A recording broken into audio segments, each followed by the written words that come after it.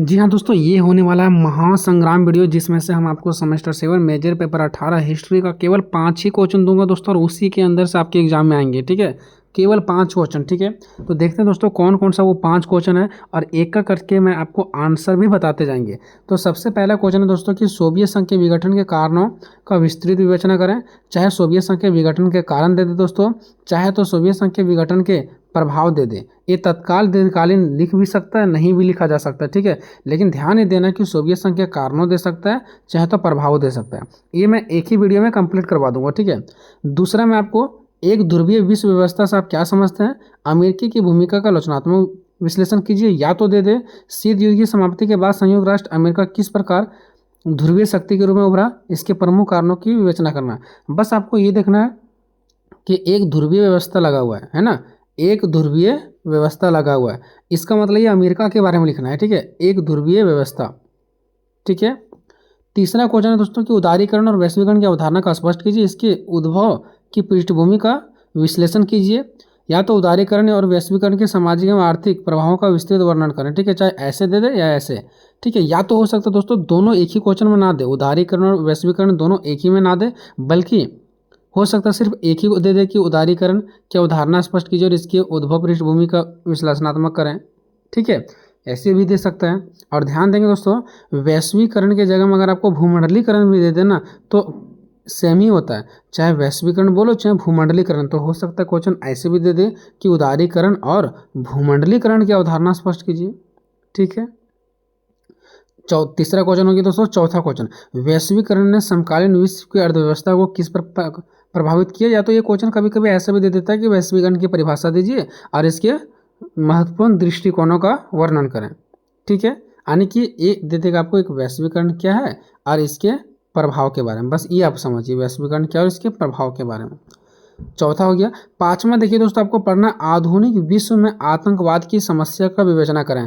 तो जो आतंकवाद की जो समस्या है ना, वो एक हमारा फिलिस्तीन की समस्या, सीरिया में गृह युद्ध और अफ्रीका में आतंकवाद। ठीक है, और ISI और सीमा पार आतंकवाद, ये सब आतंकवाद ही है। तो हल्का सा इसके बारे में पढ़ेंगे, हल्का सा इसके बारे में, हल्का सा इसके बारे में, हल्का सा इसके बारे में। ठीक है, और ये चारों को इसी क्वेश्चन के अंदर हम लोग क्या करेंगे, लिख देंगे। तो ये हमारा आंसर हो जाएगा, आधुनिक विश्व में आतंकवाद की समस्या की विवेचना करें।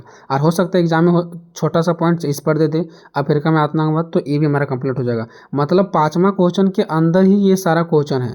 ठीक है, तो हम देखते हैं दोस्तों एक का करके क्वेश्चन विथ आंसर। तो सबसे पहले हम लोग देखेंगे दोस्तों पहला क्वेश्चन। ठीक है, जी हाँ दोस्तों, आज की इस वीडियो में मोस्ट इंपॉर्टेंट क्वेश्चन पर बात करने वाले हैं। और आज के इस वीडियो में एक क्वेश्चन नहीं बल्कि एक साथ आपका 2 क्वेश्चन कंप्लीट होगा।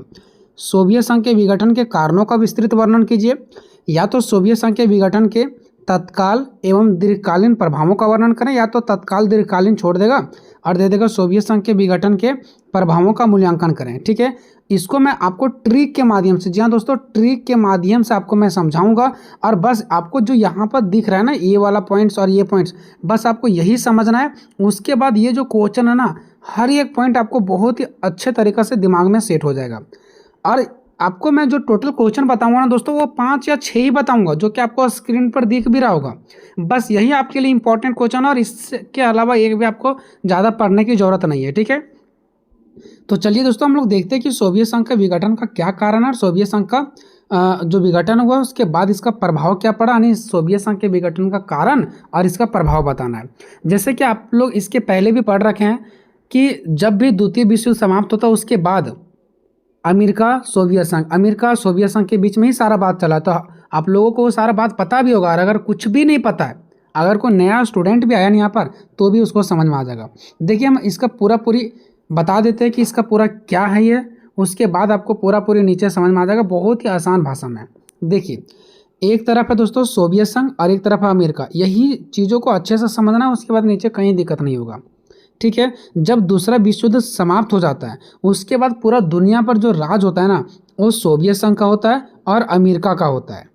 ठीक है, सोवियत संघ और अमेरिका का। सोवियत संघ जो था दोस्तों, इसके अंदर 15 देश थे छोटे छोटे।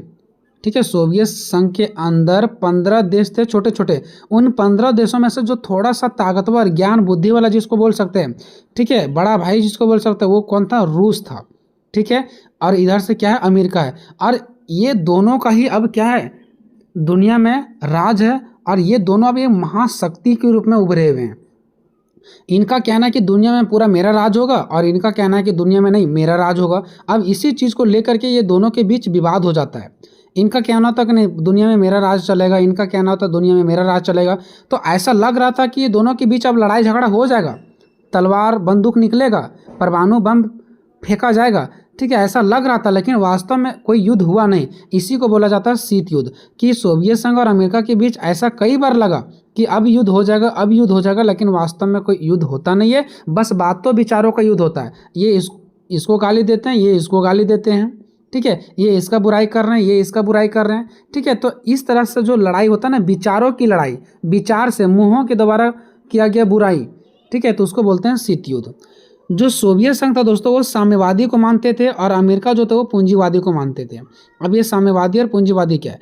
साम्यवादी का मतलब होता है ऐसी सरकार जहाँ पर हर चीज़ों के ऊपर जो नियंत्रण होगा, फैसला करेगी वो सरकार का होगी। जैसे हॉस्पिटल है तो सरकार के होंगे, अगर स्कूल है तो वो सरकार के होंगे, रास्ता है, ट्रेन है तो वो सरकार के होंगे। ऐसा कहना था सोवियत संघ वालों का कि पूरा देश में साम्यवादी व्यवस्था लागू होना चाहिए, यानी सब चीज़ों पर जो हक होना चाहिए वो सरकार का होना चाहिए, ठीक है। लेकिन अमेरिका का कहना था कि नहीं, पूरा दुनिया में पूंजीवादी व्यवस्था होना चाहिए, यानी पूरा देश में सरकार का हाथ नहीं होना चाहिए, सब चीज़ों पर हक सरकार का नहीं होना चाहिए, बल्कि जो व्यक्ति जितना कमाएगा और जितना अपनाएगा, अगर कोई व्यक्ति के पास इतना पैसा है कि वो हॉस्पिटल खोलेगा तो वो उसका हॉस्पिटल है, अगर कोई व्यक्ति के पास इतना पैसा है कि वो रास्ता बनाएगा तो वो रास्ता उसका है, उस पर सरकार का हक नहीं होगा, ठीक है। तो ये होता है पूंजीवादी। पूंजीवादी व्यवस्था में मतलब सरकार कुछ भी नहीं करेगी, जो मर्जी वो जनता जैसे करना चाहे वो करे। लेकिन साम्यवादी में नहीं, सरकार के अकॉर्डिंग चलना पड़ेगा।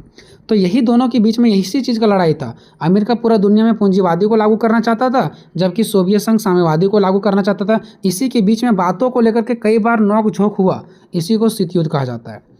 अब आगे देखो दोस्तों, समय चलता गया चलते गया चलते गया। अब आता दोस्तों फाइनल 1991 की बात। ये दोनों के बीच कई बार ऐसा टकराव होते रहा, लग रहा था अब युद्ध होगा, लेकिन हुआ नहीं। और ऐसा ही चलते गया और सोवियत संघ धीरे धीरे कमज़ोर पड़ते गए। लेकिन अभी सोवियत संघ बहुत ही ताकतवर हैं। जितना अमेरिका ताकतवर है उतना ही अभी कौन ताकतवर है? सोवियत संघ ताकतवर है। लेकिन बहुत लंबे टाइम तक जाते लगभग 1991 तक जाते सोवियत संघ बिल्कुल कंगाल हो जाते हैं। इसके पास उतना पैसा नहीं बचता है, यहाँ के लोगों को खाने के लिए तरसना पड़ता है। एक जो ब्रेड होता है ना, उसको लेने के लिए कितने सारे लंबा लाइन लगना पड़ता था। ऐसा स्थिति सोवियत संघ में आ चुका था। सोवियत संघ के अंदर जितने भी सारे लोग थे ना, वही खुद सरकार से संतुष्ट नहीं थे। अंदर में ही ये लोग अपने में लड़ाई झगड़ा कर रहे थे, जिसकी वजह से धीरे धीरे ये ख़त्म होते गया। और 1991 में जो सोवियत संघ ने 15 देशों को मिलाकर के सोवियत संघ जो बना था, वो सब एक ताश के पत्ते के जैसा छितर बितर हो गया। मतलब सारे 15 देशों ने अलग अलग हो गया, सब अलग अलग, जो सब एक साथ मिल करके काम कर रहे थे ना, वो सब जैसे ही सोवियत संघ का ख़त्म होता है, पतन होता है, ठीक है, ये टूट जाते हैं। वैसे ही जो यहाँ पर जितने भी सारे 15 देश थे ना, वो अलग अलग भागों में बट जाते हैं, 15 देश अलग अलग हो जाते हैं, ठीक है। और जब अलग अलग हो जाते हैं ना, तो यहाँ पर एक लड़ाई झगड़ा हो जाता है। इस देश का कहना है कि नहीं ये क्षेत्र मेरा है, इस देश का कहना है इतना क्षेत्र मेरा है, इस देश का कहना है कि नहीं ये क्षेत्र मेरा है। और इसी को लेकर के, अपने सीमा को लेकर के, कि ये सीमा मेरा है, ये जगह मेरा है, ये सीमा मेरा, जो सीमा वो यहाँ तक है, ठीक है, इसी को लेकर के यहाँ और लड़ाई झगड़ा हो जाता है। और यहाँ में से जो 15 देश अलग हुए थे ना, जब सोवियत संघ खत्म हो जाता है, तो 15 देश अलग अलग जब हो जाते हैं ना, तो उनमें से एक सबसे ज़्यादा ताकतवर देश निकलता है, कौन? रूस। इस चीज़ को आपको ध्यान देना है। और देखिए दोस्तों, जब 15 देश मिले हुए थे और जब सोवियत संघ एक साथ था सब, तो यहाँ पर पूरा संभालने का काम कौन करते थे? मिखाइल गोर्बाचेव, क्योंकि सोवियत संघ के जो राष्ट्रपति थे वो मिखाइल गोर्बाचेव ही थे। लेकिन जब सब छितर बितर हो गया ना, जब यहाँ की अर्थव्यवस्था नहीं चलने लगे, लोग लड़ाई लड़ने लगे अपने सरकार के प्रति, तो मिखाइल गोर्बाचेव लास्ट में अपना जो जिसको बोलते हैं अंतिम पद छोड़ देना, ठीक है, सन्यासी ले लेना। वैसे ही वो 1991 में सन्यासी ले लेते हैं और सोवियत संघ का विघटन हो जाता है, ख़त्म हो जाता है। और यहाँ से जो 15 देश इसके अंदर थे कब्जा में, वो 15 देश आज़ाद हो जाते हैं, सोवियत संघ के हाथों से छूट जाते हैं, ठीक है। अब ये यहाँ पर इंटरेस्टिंग और टर्निंग पॉइंट ये है दोस्तों कि देखिए, जब सोवियत संघ मजबूत था ना, उस समय अमेरिका को ही डर था कि कहीं अमेरिका, ये जो सोवियत संघ है, यहाँ वाले देश आकर के हमारे ऊपर हमला ना कर दे, है ना। सोवियत संघ से डर था अमेरिका को एक समय, तो अमेरिका ने क्या किया, एक नाटो संगठन बनाया। नाटो संगठन मतलब सिर्फ सेनाओं का संगठन था, उसमें सेना को मजबूत करना था, सेनाओं को नया नया टेक्नोलॉजी देना था, कैसे लड़ना है, कैसे झगड़ना है, कैसे युद्ध जीतना है, नया नया हथियार देना है। तो अमेरिका ने सोवियत संघ के डर से एक संगठन बनाया था, नाटो। अब सोवियत संघ तो टूट गया, अलग अलग 15 देश में टूट गया, तो उनमें से एक जो रूस था होशियार, उसका ये कहना था, ये अमेरिका से इस बात को कहते हैं कि अब जो सोवियत संघ था जिससे आपको डर था, ये तो सारा टूट गया, ठीक है, तो आपको अब किस बात का डर है, अब ये नाटो जो आपने संगठन बनाया इसको ख़त्म कर दो। लेकिन अमेरिका ने अभी भी नाटो को ख़त्म नहीं किया, और इससे रूस को बहुत बड़ा डर लगा रहा काफ़ी समय तक। इनको डर इस बात का लगा था कि कहीं अमेरिका जो नाटो संगठन बनाया सेनाओं को, उसके द्वारा कहीं ये हमारे ऊपर हमला ना कर दे, यानी कि हमारे जो 15 देश हैं उन पर में से किसी पर भी हमला कर सकते हैं, हो सकता है हमारे ऊपर भी हमला कर दे। रूस इस बात को सोचते थे, ठीक है। तो ये कई बार गुहार लगाएं अमेरिका से कि इस नाटो को अब ख़त्म कर दो, सोवियत संघ का तो विघटन हो चुका है, लेकिन ये नाटो को ख़त्म करने का नाम नहीं लेते हैं। अब चलिए दोस्तों, हम लोग एक एक करके पॉइंट को आपको समझाएंगे, कहीं भी कोई दिक्कत नहीं होने वाला है, ठीक है। चलिए, सोवियत संघ को जिसे यूएसएसआर भी कहा जाता है। देखिए दोस्तों, आप लोग को कॉम्पिटिटिव नौकरी का तैयारी नहीं कर रहे, अगर कुछ पॉइंट आपको एग्जाम में याद नहीं होता तो आप लोग छोड़ भी सकते हैं, ठीक है। तो सोवियत संघ को यूएसएसआर भी कहा जाता है, ठीक है। दुनिया का एक बहुत ही बड़ा और शक्तिशाली भी देश था ये, अमेरिका और ये दो ही शक्तिशाली देश थे, ठीक है। तो इसको हम कह सकते हैं दुनिया का एक बहुत ही बड़ा शक्तिशाली देश था ये। 15 छोटे छोटे देशों को मिलाकर के बना एक महासंघ था, ये महाशक्ति वाला देश था। यह सिर्फ यहाँ पर एक कम्युनिस्ट पार्टी का ही शासन था, ठीक है। ये जो सोवियत संघ है ना, यहाँ पर कोई दूसरा पार्टी आ ही नहीं सकता है, सिर्फ और सिर्फ कम्युनिस्ट पार्टी ही यहाँ पर पूरा राज करेगी। जैसे यहाँ हमारे भारत में क्या, भाजपा को अगर वोट मिलेगा तो भाजपा की सरकार बनेगी, कांग्रेस को अगर ज़्यादा वोट मिला, ज़्यादा सीट मिला तो कांग्रेस की सरकार बनेगी, ठीक है। लेकिन यहाँ पर क्या था, सोवियत संघ में एक ही पार्टी था, कम्युनिस्ट पार्टी। अब लोग वोट देंगे किस में, मजबूरन इसी में देना पड़ता था, चाहे अच्छा काम करे चाहे बुरा काम करे, इसी को हमेशा जिताया जाता था। तो सोवियत संघ में एक ही पार्टी थी, कम्युनिस्ट पार्टी का ही शासन था। जब द्वितीय विश्व युद्ध के बाद सोवियत संघ दुनिया का दूसरी सबसे बड़ी महाशक्तिशाली बना। पहला तो हमारा अमेरिका था और दूसरा हमारा कौन था, सोवियत संघ था। जैसे ही द्वितीय विश्व युद्ध खत्म होता है उसके बाद दो महाशक्तिशाली देश आते हैं, एक अमेरिका एक सोवियत संघ आते हैं। और इसने लंबे समय तक, जो सोवियत संघ वो बहुत ही लंबे समय तक अमेरिका को टक्कर देता रहा, ठीक है। अमेरिका और सोवियत संघ दोनों आपस में विचारों के माध्यम से लड़ते झगड़ते रहे, ये दोनों लंबे समय तक। ये जो सोवियत संघ है ना, वो अमेरिका से लंबे समय तक लड़ते झगड़ते रहे। वास्तव में कभी पिस्तौल के माध्यम से लड़ाई झगड़े, बंदूकों के माध्यम से नहीं लड़े, लेकिन विचारों के माध्यम से गाली, ये इनको, वो इसको बुराई कर रहे हैं, ये इसका बुराई कर रहे हैं, इसके माध्यम से नोक झोंक हमेशा होते रहे काफ़ी समय तक, ठीक है। वही चीज़ बताई है।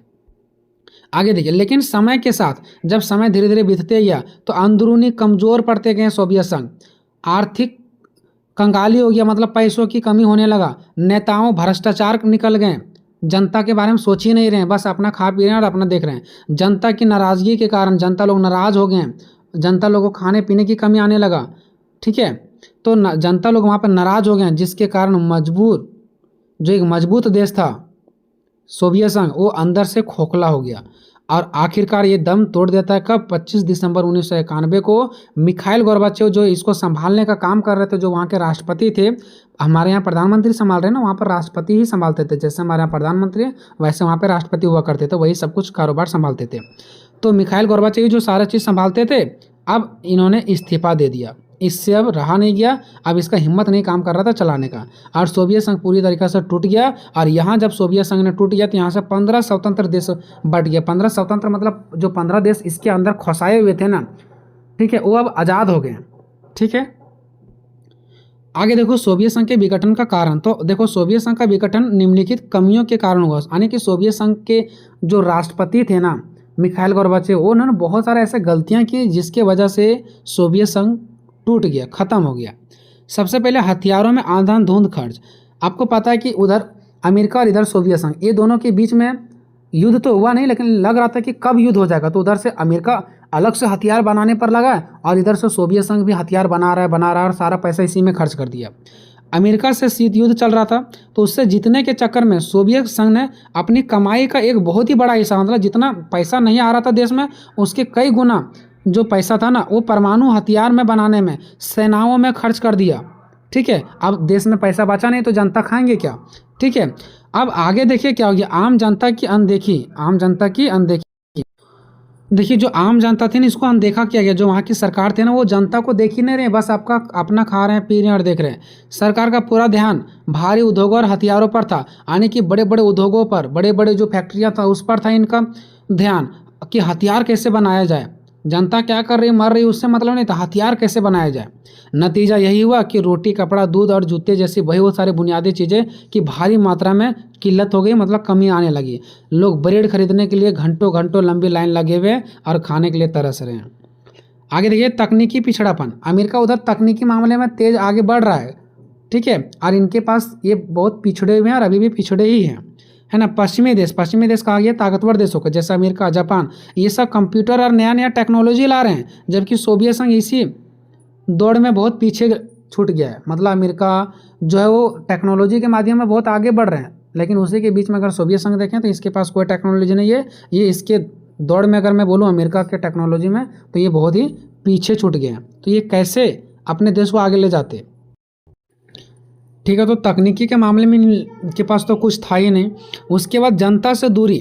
देखो सोवियत संघ में केवल एक ही पार्टी का शासन था, सिर्फ और सिर्फ कम्युनिस्ट पार्टी, इसके अलावा कोई दूसरा पार्टी था ही नहीं। तो जनता लोग मजबूरन में इसी को वोट देते थे। सिर्फ वहाँ पे एक ही पार्टी थी, कम्युनिस्ट पार्टी। इसलिए कम्युनिस्ट पार्टी के नेता जो थे ना, वो आम जनता से कट चुके थे। वो जनता को देख भी नहीं करते थे, वो बस अपना देख रहे थे। ठीक है, उन्हें हर तरह की सुख सुविधा मिलती थी क्योंकि वो सरकार थे, जबकि आम जो लोग थे ना, वो दाने दाने के लिए क्या कर रहे थे, वो तरस रहे थे। तो लोगों को गुस्सा चढ़ा और वो अपने सरकार के प्रति आंदोलन कर दिए। इसलिए मिखाइल गोर्बाचोव को इस्तीफा देना पड़ा। भ्रष्टाचार और ढीलापन। देखो धीरे धीरे जैसे जैसे पैसों की कमी होने लगा, जो वहाँ की सिस्टम था वो सब कुछ भ्रष्ट हो गया, ढीलापन होने लगा। सरकारी व्यवस्था इतनी सुस्त हो गया और भ्रष्ट हो चुकी थी कि कोई भी काम समय पर नहीं होता था। सरकार के खिलाफ अगर कोई बोलते भी थे तो उसको अपराध माना जाता था, जिससे जनता के अंदर गुस्सा घुट रहा था। ठीक है, जनता कुछ बोल भी नहीं पा रहे थे और उसके अंदर गुस्सा बहुत ज़्यादा आ रहे थे। तो जनता लोग अपने ही अंदर गुस्सा को घुट घुट करके रह रहे थे। आगे देखिए दोस्तों, अब जनता लोग जब इतना परेशान हो गए, भूखे मर रहे थे, उनके पास कुछ बोलने का अधिकार भी नहीं था। अगर कुछ गलत सलत बोलते भी थे तो उसको जेल में डाल दिया जाता था। अब बहुत ज़्यादा जनता लोग मजबूर हो गए। उसी के सामने आकर के थोड़ा सा मिखाइल गोर्बाचेव जो वहाँ के सरकार थे, वो कुछ सुधार लाने का काम करते हैं। मिखाइल गोर्बाचेव जो वहाँ को देख रेख करने का काम करते थे, वो कुछ सुधार लाते कि चलो जनता में अगर इतना परेशानी है तो कुछ सुधार लाते हैं।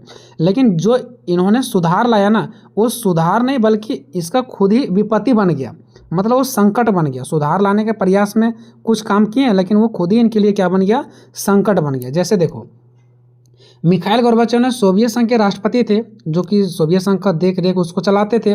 उन्होंने देश को संकट से निकालने के लिए 2 बड़े सुधार लागू करना चाहा, लेकिन ये सुधार ही सोवियत संघ के संकट खड़ा कर दिया। सोवियत संघ के लिए जो संकट है वो क्या कर दिया, खड़ा कर दिया। देखिए इन्होंने 2 सुधार लाने का प्रयास करता है, एक ग्लासनोस्त की नीति और एक पेरोस्त्रोइका की नीति। ये 2 नीति लाते हैं ये सुधार करने के लिए, लेकिन उल्टा ही सोवियत संघ को ये संकट में खड़ा कर देते हैं। कैसे देखिए, पहला क्या नीति लाते हैं, ये ग्लासनोस्त की नीति। ये क्या होता है, खुलेपन की नीति। ग्लासनोस्त मतलब खुलेपन की नीति। जैसे देखो इसके तहत जो गोर्बाचेव सरकार थी ना, वो लोगों को बोलने और सरकार की आलोचना करने की आज़ादी दे दी।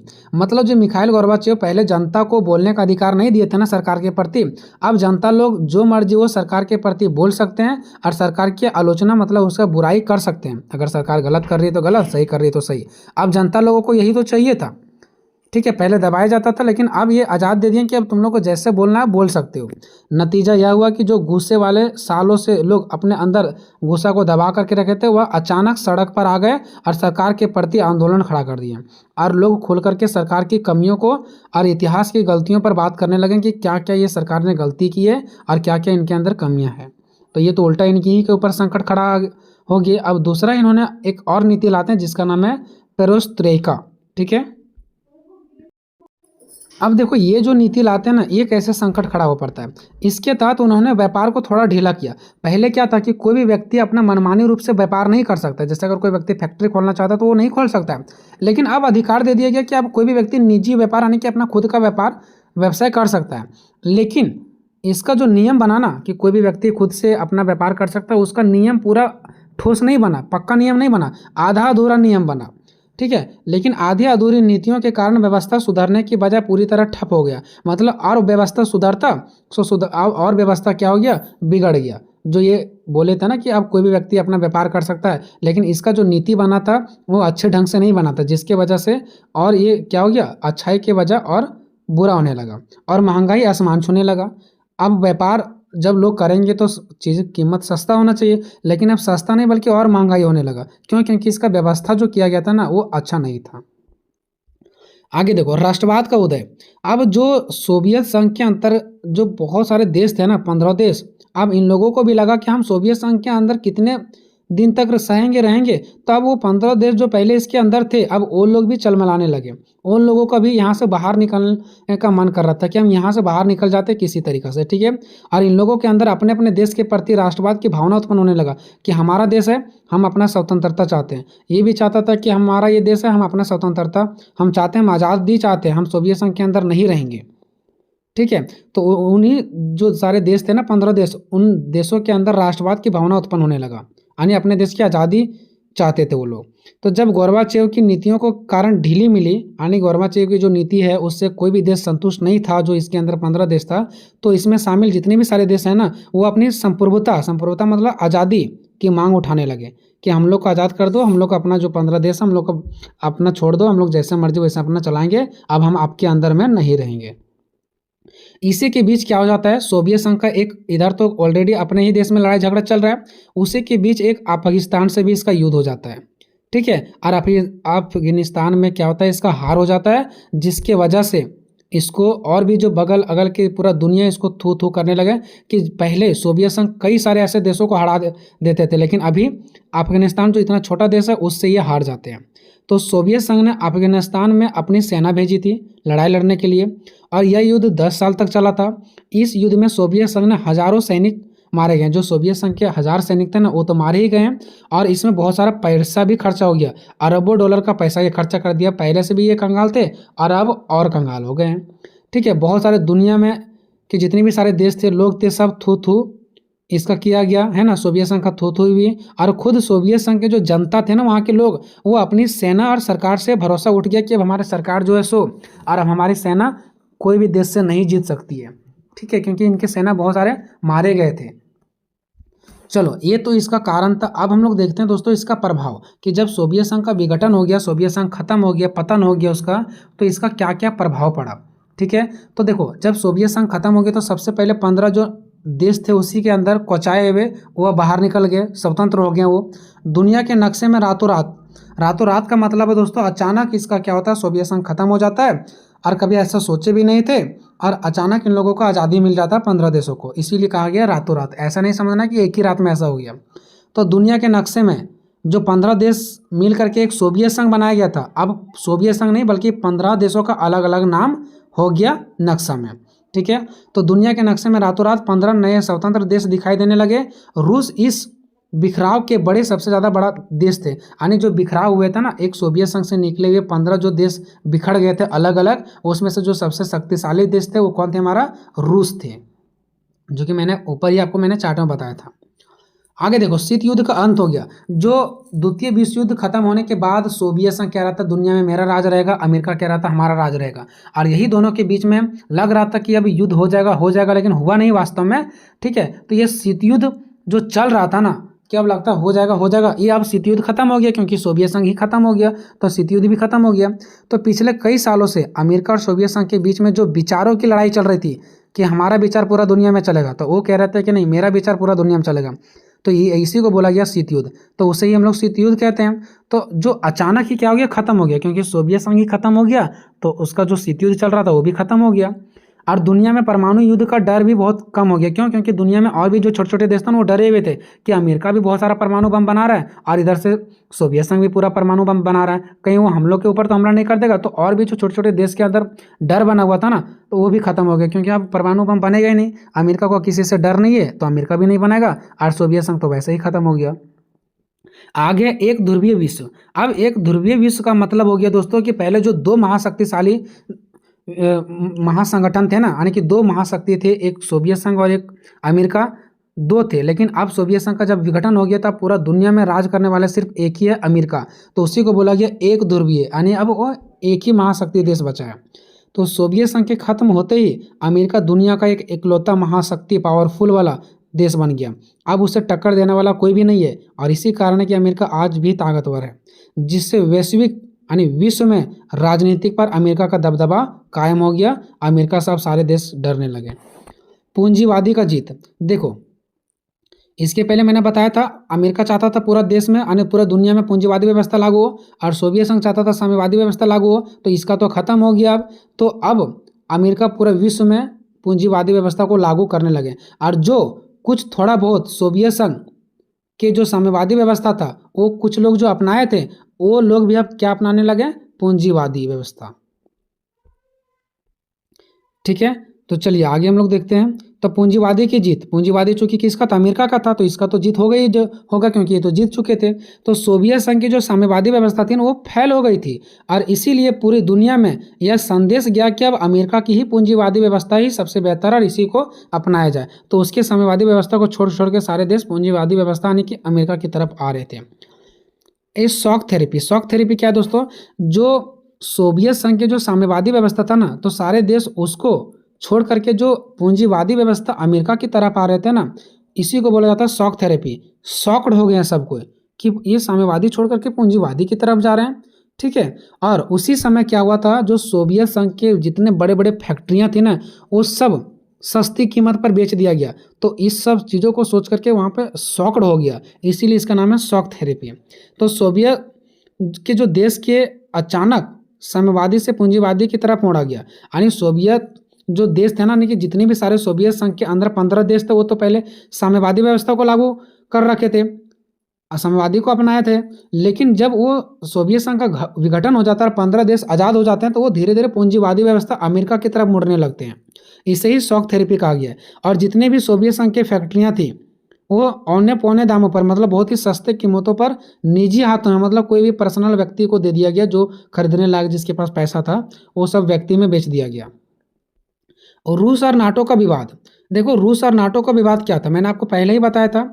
चूंकि यहाँ पर अमेरिका जो था वो दूसरे देश से बचने के लिए नाटो का संगठन जो सेनाओं का संगठन था, ठीक है, बना रखा था, क्योंकि अमेरिका को डर था कि कहीं सोवियत संघ आकर के हमारे ऊपर हमला ना कर दे। तो रूस गुहार लगाता है अमेरिका से कि अब सोवियत संघ का तो विघटन हो गया तो अब आप नाटो को ख़त्म कर दो, क्योंकि रूस को डर था ये बाद में हो सकता है अमेरिका हमारे ऊपर हमला ना कर दे। तो इसी को लेकर के रूस और नाटो के बीच में क्या हो जाता है? विवाद हो जाता है। देखो, शीत युद्ध के समय अमेरिका ने सोवियत संघ को रोकने के लिए, यानी सोवियत संघ से बचने के लिए, अमेरिका ने एक नाटो का नाम एक सैन्य संगठन बनाया था, सैनिकों का संगठन, सैनिकों को मजबूत करने के लिए। अब सोवियत संघ तो खत्म हो गया तो नाटो को खत्म करना चाहिए, लेकिन नाटो को खत्म नहीं किया गया। ठीक है, उसके बाद क्षेत्रीय संघर्ष।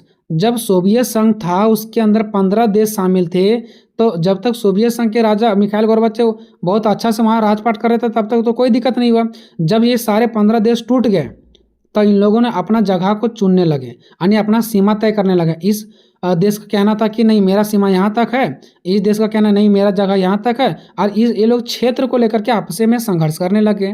ठीक है, तो सोवियत संघ ने जो सीमाएं तय की थी, सोवियत संघ ने जो सीमाएं तय की थी, इसके टूटने के बाद कई देशों के बीच जमीन और सीमाओं को लेकर के विवाद शुरू हो गया। यानी सोवियत संघ ने जो अपना सीमा को तय कर रखा था कि हमारा सीमा यहाँ तक है, तो इसी के अंदर जो 15 देश है ना वो इनके क्षेत्रों को लूटने लगे और आपस में झगड़ने लगे।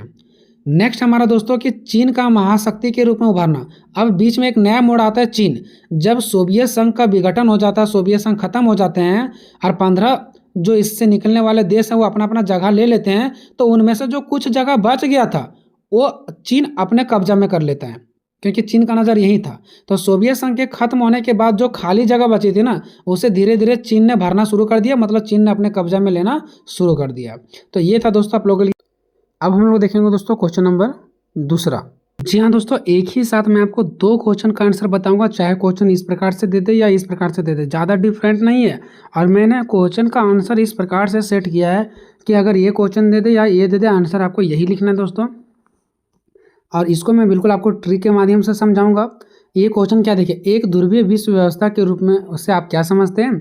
अमेरिका की भूमिका का आलोचनात्मक विश्लेषण करना है। शीत युद्ध की समाप्ति के बाद संयुक्त राष्ट्र अमेरिका किस प्रकार एक ध्रुवीय शक्ति के रूप में उभरा, इसके प्रमुख कारणों का विवेचना करना है। मतलब देखिए दोस्तों, जब दूसरा विश्व युद्ध खत्म होता है तो दुनिया का दो ही महाशक्ति होते हैं, एक सोवियत संघ और एक होते हैं अमेरिका। यही दोनों के बीच में टक्कर चलता है, जिसको हम लोग शीत युद्ध कहते हैं, आपको पता है, ठीक है। लेकिन 1991 में सोवियत संघ खत्म हो जाता है, तो अब दुनिया का मात्र एक इकलौता महाशक्ति कौन बचा? सिर्फ अमेरिका बचा। इसी को बोला गया एक ध्रुवीय महाशक्ति। एक ध्रुवीय मतलब पहले था दो ध्रुव, ध्रुव मतलब होता है महाशक्ति। पहले था दो ध्रुव, सबसे ज़्यादा पावरफुल महाशक्ति थे, लेकिन अब दुनिया का एक इकलौता महाशक्ति सिर्फ कौन हो गया? अमेरिका। तो जहाँ भी क्वेश्चन आएगा ना एक ध्रुवीय महाशक्ति या तो फिर एक ध्रुवीय, समझ आना वो अमेरिका के बारे में बोला जा रहा है, ठीक है। तो हमको यहाँ पर अमेरिका के ताकतों के बारे में बताना है कि कैसे अपनी ताकत पर ये सोवियत संघ को हरा करके दुनिया का एकमात्र महाशक्तिशाली महाशक्ति बन जाता है, ठीक है। इसके बारे में हमको बताना है। तो चलिए दोस्तों, सबसे पहले आते हैं भूमिका पर, ठीक है। तो देखो, द्वितीय विश्व युद्ध के बाद जब दूसरा विश्व युद्ध होता है, उसके बाद जो विश्व है ना, वो दो महाशक्तियों यानी सोवियत संघ और अमेरिका के बीच विचारों की लड़ाई चलती रहती है। यानी कि जब दूसरा विश्व युद्ध खत्म होता है तो दो ही महाशक्ति बचते हैं, सोवियत संघ और अमेरिका, और ये दोनों के बीच विचारों की लड़ाई चलता है। यहाँ पर किसी भी तरीका का बंदूकों का या हथियारों का लड़ाई नहीं था, विचार की लड़ाई था। ये कह रहे थे कि हमारे यहाँ सोवियतवादी पूरा दुनिया में लागू होना चाहिए, और अमेरिका कह रहे थे नहीं, पूंजीवादी होना चाहिए। ये इसका बुराई कर रहा, वो इसका बुराई कर रहा था। मतलब सिर्फ बातों की लड़ाई था, विचारों की लड़ाई था ये दोनों के बीच, ठीक है। लेकिन फाइनल जाते जाते 1991 में जो सोवियत संघ है वो पूरी तरीक़ा से कमज़ोर होकर के क्या हो जाता है? टूट जाता है। तो जब 1991 में सोवियत संघ टूट जाता है, कमज़ोर हो जाता है, ठीक है, जब ये क्या हो गया 1991 में टूट गया 1991 में, तो मात्र अब एक विश्व का महाशक्ति बन गया कौन? अमेरिका, ठीक है। तो और शीत युद्ध भी खत्म हो गया। जैसे ही सोवियत संघ टूट गया वैसे ही शीत युद्ध भी क्या हो गया? समाप्त हो गया। क्यों? क्योंकि शीत युद्ध जो था वो अमेरिका के और सोवियत संघ के बीच चल रहा था। लेकिन जब सोवियत संघ ही नहीं रहा तो अब शीत युद्ध किसके साथ चलेगा? तो शीत युद्ध भी क्या हो गया? समाप्त हो गया। अब विश्व में एकमात्र महाशक्ति बचा कौन? सिर्फ अमेरिका बचता है, और इसी को एक ध्रुवीय विश्व कहा जाता है। कहीं भी अगर एक ध्रुवीय आ जाए क्वेश्चन तो समझ जाना वो अमेरिका के बारे में बताया जा रहा है। जो दुनिया में एकमात्र ताकतवर सबसे ज़्यादा महाशक्ति था अमेरिका, उसी के बारे में एक ध्रुवीय कहा गया है। 1991 में जब सोवियत संघ का विघटन होता तो 1991 से ही दुनिया का एक इकलौता महादेश बन जाता है कौन? हमारा अमेरिका। तो 1991 से लेकर के 2000 दशक तक अमेरिका से कोई टच भी नहीं करता है। अमेरिका से पूरा डरते हैं, क्योंकि उस समय सबसे ज़्यादा ताकतवर विश्व का अमेरिका ही थे, ठीक है। तो 1991 से 2000 तक के दौर में पूरी तरह से अमेरिका का वर्चस्व का दौर था, यानी कि पूरा दुनिया में अमेरिका का वर्चस्व था। अमेरिका जैसे कहते थे वैसे ही दुनिया चलता था। इस व्यवस्था में दुनिया का कोई भी दूसरा देश अकेले अमेरिका को चुनौती देने की स्थिति में नहीं था। यानी इस व्यवस्था में, यानी कि दुनिया में सबसे ज़्यादा जिस समय अमेरिका ताकतवर हुए थे, उस समय कोई दूसरा देश अकेला अमेरिका को चुनौती देने की स्थिति में कोई भी देश नहीं था। ऐसा कोई भी देश मजबूत नहीं था, ताकतवर नहीं था, जो अमेरिका को चुनौती दे सके, अमेरिका के साथ लड़ सके। अमेरिका को शांति का दौर भी कहा गया, जहाँ वैश्विक नियम अमेरिका की इच्छा अनुसार तय हुए। देखो, पहले सोवियत संघ और अमेरिका के बीच लग रहा था कि अब युद्ध हो जाएगा, युद्ध हो जाएगा, युद्ध हो जाएगा। लेकिन जब अब सोवियत संघ खत्म हो गया तो मात्र कौन बचा? अमेरिका बचा। तो अब अमेरिका किसके साथ युद्ध करेगा? किसी के साथ नहीं करेगा। तो अब इसको शांति का दौर भी कहा गया, कि पहले ऐसा लग रहा था कि ऐसा ना हो कि अमेरिका और सोवियत संघ के बीच तीसरा युद्ध हो जाए, ठीक है। तो ये दुनिया में डर लगा हुआ था। तो अब ये युद्ध नहीं है बल्कि अब शांति है, क्योंकि अब कोई भी देश ज़्यादा छटपटाएगा भी नहीं अमेरिका के डर से। तो इसको एक शांति का दौर भी कहा गया। जैसे ये बहुत ज़्यादा ताकतवर जब हो जाते हैं ना, तो सब दुनिया में हर एक देश डर से इनके बातों पर चल रहे थे। तब युद्ध होगा नहीं, क्योंकि युद्ध अब दुनिया में शांति हो चुका है। और ये क्या किया पता है, वैश्विक नियम यानी कि विश्व में जो नियम कानून था ना वो अमेरिका के अनुसार ही तय हुआ था। यानी विश्व में कौन सा नियम चलना है नहीं चलना है वो अमेरिका के अकॉर्डिंग ही चल रहा था। इतना पावर था उस समय अमेरिका को। अब देखते हैं अमेरिका की एक ध्रुवीय शक्ति बनने का प्रमुख कारण कि अमेरिका एक ध्रुवीय शक्ति कैसे बन गया, यानी कि एक इकलौता महाशक्ति कैसे बना ये। ठीक है, क्योंकि इसके पास बहुत ज़्यादा सेना थी, मजबूत इसके पास सेना था जो इसको कोई हरा नहीं सकता था। इसके पास बहुत ज़्यादा परमाणु हथियार वगैरह थे, इसके पास बहुत ज़्यादा पैसे थे। ठीक है, इसी के कारण ये मात्र दुनिया के इकलौता महाशक्ति बनता है। अमेरिका के पास एकमात्र महाशक्ति बनने के पीछे कई क्षेत्र की ताकत नहीं था बल्कि यह उसकी मजबूती का नतीजा था। यानी ये पूरा विश्व में जो एक महाशक्ति के रूप में उभरे हैं ना, इसका ताकत नहीं है कि इनके सेनाओं के पास बहुत खाते तो बहुत ताकत होगा, नहीं, बल्कि उनकी मजबूती का नतीजा है। जो ये है ना आपको मजबूती, तो मजबूती का मतलब सिर्फ ये नहीं है कि वो लोग शरीर से मजबूत थे, नहीं, इनका पूरा सिस्टम ही क्या था, मजबूत था। आगे देखिए, सोवियत संघ का विघटन, जब सोवियत संघ विघटन हो जाता तो पूरा विश्व में कौन आता है, सिर्फ अमेरिका आता है, इसके अलावा और कोई महाशक्ति बचता ही नहीं है। तो सोवियत संघ पूरी तरह से टूट गया। अब अमेरिका को टक्कर देने वाला कोई भी महाशक्ति नहीं रहा है, जिसके कारण विश्व का इकलौता महाशक्ति कौन कहलाया, अमेरिका। मजबूत सेना, इनके पास मजबूत सेनाएं भी है। अमेरिका अपनी सेना पर उतना खर्च करता है जितना दुनिया के अगले कई बड़े बड़े देश मिल करके भी नहीं करते होंगे। यानी कि बहुत सारे देश मिल करके जितना अपने सैनिकों के ऊपर खर्च नहीं करते होंगे, उतना जो अमेरिका है ना उससे ज़्यादा अपने सेनाओं के ऊपर खर्च करते हैं, उसको सिखाने में, खिलाने में, उसको नया नया हथियार देने में, ताकि हम कोई भी युद्ध में हारे नहीं। डॉलर का दबदबा, चूँकि पता है दोस्तों कि हमारा जो इंडिया का पैसा वो रुपया है, उसी प्रकार से अमेरिका का जो पैसा है उसको बोलते हैं डॉलर। तो अमेरिका का पैसा का कीमत बढ़ चुका था। ठीक है, अमेरिका के पैसा का कीमत बढ़ चुका था। जैसे फॉर एग्जांपल समझिए दोस्तों, अगर अमेरिका हमारे यहाँ अभी के समय में $1 लेकर के आता तो उसका 83 रुपये बनेगा यहाँ पर। ठीक है, तो डॉलर की जो कीमत है ना दोस्तों वो ज़्यादा है। ठीक है, तो उस समय डॉलर का भी दबदबा था। अंतर्राष्ट्रीय व्यापार, जितने भी सारा अंतर्राष्ट्रीय व्यापार होता था ना, एक देश से दूसरे देश में व्यापार होता था, विशेषकर कच्चे तेल का व्यापार। जो भी देश कच्चे तेल खरीदता था उसको डॉलर ही में होता था। यानी कि उस समय कोई भी अगर बिजनेस होता था ना तो उसके बदले, मान लो कि हम अगर इंडिया के हैं, ठीक है, और हमको रूस से अगर तेल खरीदना है तो रूस हमको इंडिया वाला रुपया नहीं लेगा, वो अमेरिका वाला ही डॉलर लेगा। क्यों? क्योंकि उनको अमेरिका से डर था। ठीक है, तो कोई भी देश अगर कुछ भी खरीदने के लिए जाता था ना तो अमेरिका के डॉलर से ही उनको कोई सामान देते थे। अब मजबूरन में जो भी कोई देश अगर खरीदने जाते थे तो पहले वो अमेरिका से मिलते थे, अमेरिका के सरकार से पहले वो डॉलर खरीदते थे, उसके बाद वो कोई दूसरा सामान खरीदने जाते थे। तो इस तरह से हम कह सकते हैं कि इसका डॉलर का कीमत बढ़ गया और इनका डॉलर का दबदबा रहा। ठीक है, अब हम लोग देखते हैं दोस्तों नाटो का विस्तार।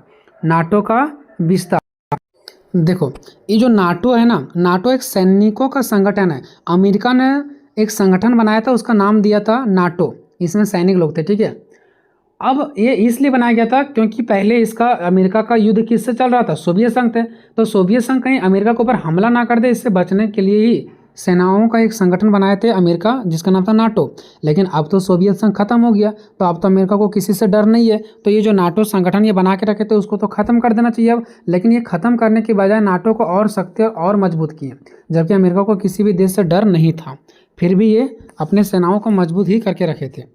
शीत युद्ध के दौरान अमेरिका अपने सहयोगी देशों के साथ मिलकर के नाटो नाम का एक सैन्य संगठन बनाया था। सोवियत संघ के खत्म होने के बाद भी नाटो और भी कमज़ोर होने की बजाय और भी मजबूत हो गया। मतलब नाटो को खत्म नहीं किया गया, ठीक है, बल्कि और मजबूत किया गया था, जबकि अमेरिका को कोई भी और देश से डर था नहीं। बड़े बैंकों पर कंट्रोल, जो बड़े बड़े उस समय बैंक थे जो गरीब गरीब देशों को पैसा देने का काम करते थे, उस पर भी कंट्रोल कौन करते थे, अमेरिका ने। कि अमेरिका जैसे कहते थे वैसा ही वो बैंक वाले करते थे। दुनिया को कर्ज देने वाली जो संस्थाएं थी, यानी कि दुनिया के अलग अलग देशों को जो कर्ज देने का काम करते थे, जैसे वर्ल्ड बैंक, पूरे दुनिया का बैंक अमेरिका में ही थे और अमेरिका के इशारों पर ही चलता था। जिस देश को पैसे की ज़रूरत होती थी उसे अमेरिका के शर्त और नियम कानून मानने पड़ते थे, यानी कि अमेरिका जैसे कहते थे वैसा करना पड़ता था, उसके बाद ही उसको पैसा यानी कि कर्ज मिलता था। अब देखते हैं दोस्तों अमेरिका का भूमिका, यानी अमेरिका ने क्या योगदान दिया, उसका क्या भूमिका रहा। तो अमेरिका का भूमिका अच्छा भी रहा और बुरा भी रहा। ठीक है, जब सोवियत संघ खत्म हो गया तो विश्व में एक मात्र महाशक्ति बचा, कौन, अमेरिका। तो जब वो मात्र एक इकलौता महाशक्ति बचा ना, तो कुछ कुछ उन्होंने क्या किया, अपना हीरोगिरी भी दिखाया और कुछ कुछ दुनिया का सपोर्ट भी किया। तो उनका जो भूमिका है ना वो अच्छा भी और बुरा भी है। तो एक ध्रुवीय विश्व में अमेरिका की भूमिका केवल एक रक्षा की नहीं, यानी अमेरिका ने दुनिया को सिर्फ रक्षा ही नहीं किया, रक्षा किया ये बहुत अच्छी बात है, लेकिन उन्होंने कई जगहों पर अपनी मनमानी भी किया है। इसके दोनों पहलू हैं, सकारात्मक और नकारात्मक दोनों ने किए। इन्होंने कुछ अच्छा भी किए हैं और कुछ गलत भी किए हैं। पहले देखेंगे सकारात्मक भूमिका, यानी क्या इनके अच्छाई चीज़ें, ठीक है। युद्ध की संभावना कम हो गया। जैसे कि देखो पहले लग रहा था कि युद्ध हो जाएगा अमेरिका और सोवियत संघ के बीच, लेकिन सोवियत संघ जब खत्म हो गया तो अब युद्ध तो दुनिया में जो और भी देश युद्ध के कारण डर रहे थे कि कहीं युद्ध ना हो जाए, ठीक है, तो अब वो युद्ध के जो डर था वो खत्म हो गया। तो सोवियत संघ के पतन के बाद दुनिया में किसी बड़े वैश्विक युद्ध यानी कि विश्व लेवल पर युद्ध, जैसे कि तीसरा विश्व युद्ध, क्योंकि दूसरा विश्व युद्ध हो चुका था, अब तीसरा विश्व युद्ध लग रहा था कि अमेरिका और सोवियत संघ के बीच हो जाता, लेकिन सोवियत संघ खत्म हो गया, तो अब युद्ध की भी आशंका जो है ना वो कम हो गया। लोकतंत्र का प्रचार, अमेरिका जब विश्व का एक महाशक्ति के रूप में उभरा ना, तो पूरा दुनिया में लोकतंत्र का प्रचार करने लगे। अमेरिका ने दुनिया भर में मानवाधिकार यानी कि मानव लोगों को अधिकार मिलना चाहिए ऐसा कहने लगे। व्यक्तिगत स्वतंत्रता, लोगों के पास ये स्वतंत्रता है कि वो जो मर्जी वो कर सकता है, ठीक है, उनकी स्वतंत्रता है, घूमने फिरने का उसको कोई रोक नहीं सकता, उसकी आज़ादी को कोई छीन नहीं सकता। ये सब बहुत अच्छी बात उन्होंने कहा। लोकतंत्र के मूल्य को बढ़ावा देने का भी दावा किया कि जो लोकतांत्रिक का मूल्य है, जो लोकतंत्र का तथ्य है, उसको और भी हम बढ़ावा करेंगे, यानी लोगों को और भी ज़्यादा लोकतंत्र की दुनिया में जीने का अधिकार देंगे। तो ये बहुत अच्छी बात है कि लोकतंत्र का इन्होंने प्रचार किया। वैश्विक वस्तुओं की सुरक्षा, और जो विश्व की जो वस्तु है ना उसको सुरक्षा भी करने का काम किया, जैसा समुद्र में व्यापार, ठीक है, यहाँ जादू लिखा गया दोस्तों, क्षमा चाहेंगे, जहाज होगा, ठीक है। समुद्र में जो व्यापारी जहाज थे उसको सुरक्षा करने का काम किए हैं, ठीक है, चाहे किसी भी देश की क्या हो व्यापारी जहाज हो उनको सुरक्षा देने का काम किए हैं, ठीक है। इंटरनेट जैसी कई तकनीकों को भी सामने लाए अमेरिका, तो इसमें इनका काबिलियत है, ठीक है। लेकिन नकारात्मक भूमिका भी इसका है। नकारात्मक को ही बोलते हैं आलोचना, ठीक है।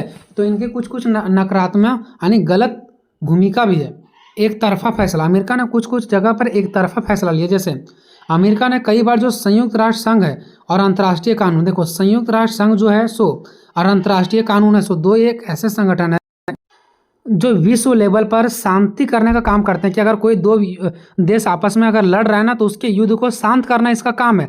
तो यही जो सोवियत संघ और जो अंतर्राष्ट्रीय कानून, दो एक बड़े संगठन था ना, उसके आंखों में अमेरिका क्या कर दिया, धूल झोंकने का काम कर। मतलब अमेरिका ने जो संयुक्त राष्ट्र संघ था और अंतर्राष्ट्रीय कानून था, जो बड़े बड़े संगठन था, इसके बात नहीं माने और इसके आंखों में धूल झोंक करके खुद ही फैसला ले लिया। इसका सबसे बड़ा उदाहरण है 2003 में इराक पर अमेरिका ने हमला कर दिया, जिसकी अनुमति ने संयुक्त राष्ट्र संघ नहीं दिए थे, अनुमति भी नहीं मिला था, बिना अनुमति के ये क्या कर दिए थे, अमेरिका ने इराक पर हमला कर दिए थे। सैन्य का दबदबा और तबाही, जो अमेरिका के सेना थे ना उसका दबदबा बहुत ज़्यादा था और इनके सेना जहाँ भी जाते थे तो तबाही कर जाते थे। जैसे अब अफगानिस्तान, इराक जैसे देश में लड़ाई हुआ था, वहाँ पर अमेरिका इसलिए गए थे ताकि वहाँ पर हम वो लोकतांत्रिक स्थापित करेंगे, यानी वहाँ के देशों में लोकतांत्रिक स्थापित करेंगे, लोगों की भलाई करेंगे और वहाँ पर जो आतंकवाद है ना उसको ख़त्म करेंगे। इसी के नाम पर वो वहाँ पर गए और वहाँ पर क्या कर लिए, वो कब्जा कर लिए। लंबे समय तक वो क्या कर लिए, उस क्षेत्रों पर कब्जा कर लिए, ठीक है, और वहाँ के क्षेत्र को अस्थिर कर दिया। जो सब कुछ सही चल रहा था वो अस्थिर कर दिया, जैसे तैसे तहस नहस कर दिया और तबाह कर दिया, ठीक है। मतलब जाते थे कुछ और अच्छाई के नाम पर और करके आते थे गलत। गरीबों पर शोषण, विश्व बैंक जो पूरे विश्व में पैसा देने का काम करती है, अंतर्राष्ट्रीय मुद्रा कोष, ये भी एक क्या मुद्रा कोष ही है, पैसों का लेन देन वाली है जो गरीब देशों को सहायता करती है। ये सब जितने भी संस्थाएं थे ना, ये अमेरिका ने विकासशील देशों पर अपनी मर्जी नीतियां थोपी। यानी अमेरिका ने क्या किया, विकासशील देशों पर यानी कि गरीबी देशों पर अपने मन मर्जी से नीति बना करके दे दिए कि अगर पैसा लेना होगा तो इतना परसेंटेज पर लेना होगा, ऐसे नियम का पालन करना होगा। मतलब कोई भी अगर गरीब देश पैसा कर्ज लेता था तो उसके अमेरिका के बातों को मानना पड़ता था, जिससे अमीर और गरीब देशों के बीच बहुत बड़ा अंतर देखने को मिल गया, क्योंकि अमीर देशों को अमीर होते गए और गरीब देश और कर्जा में डूबते गए।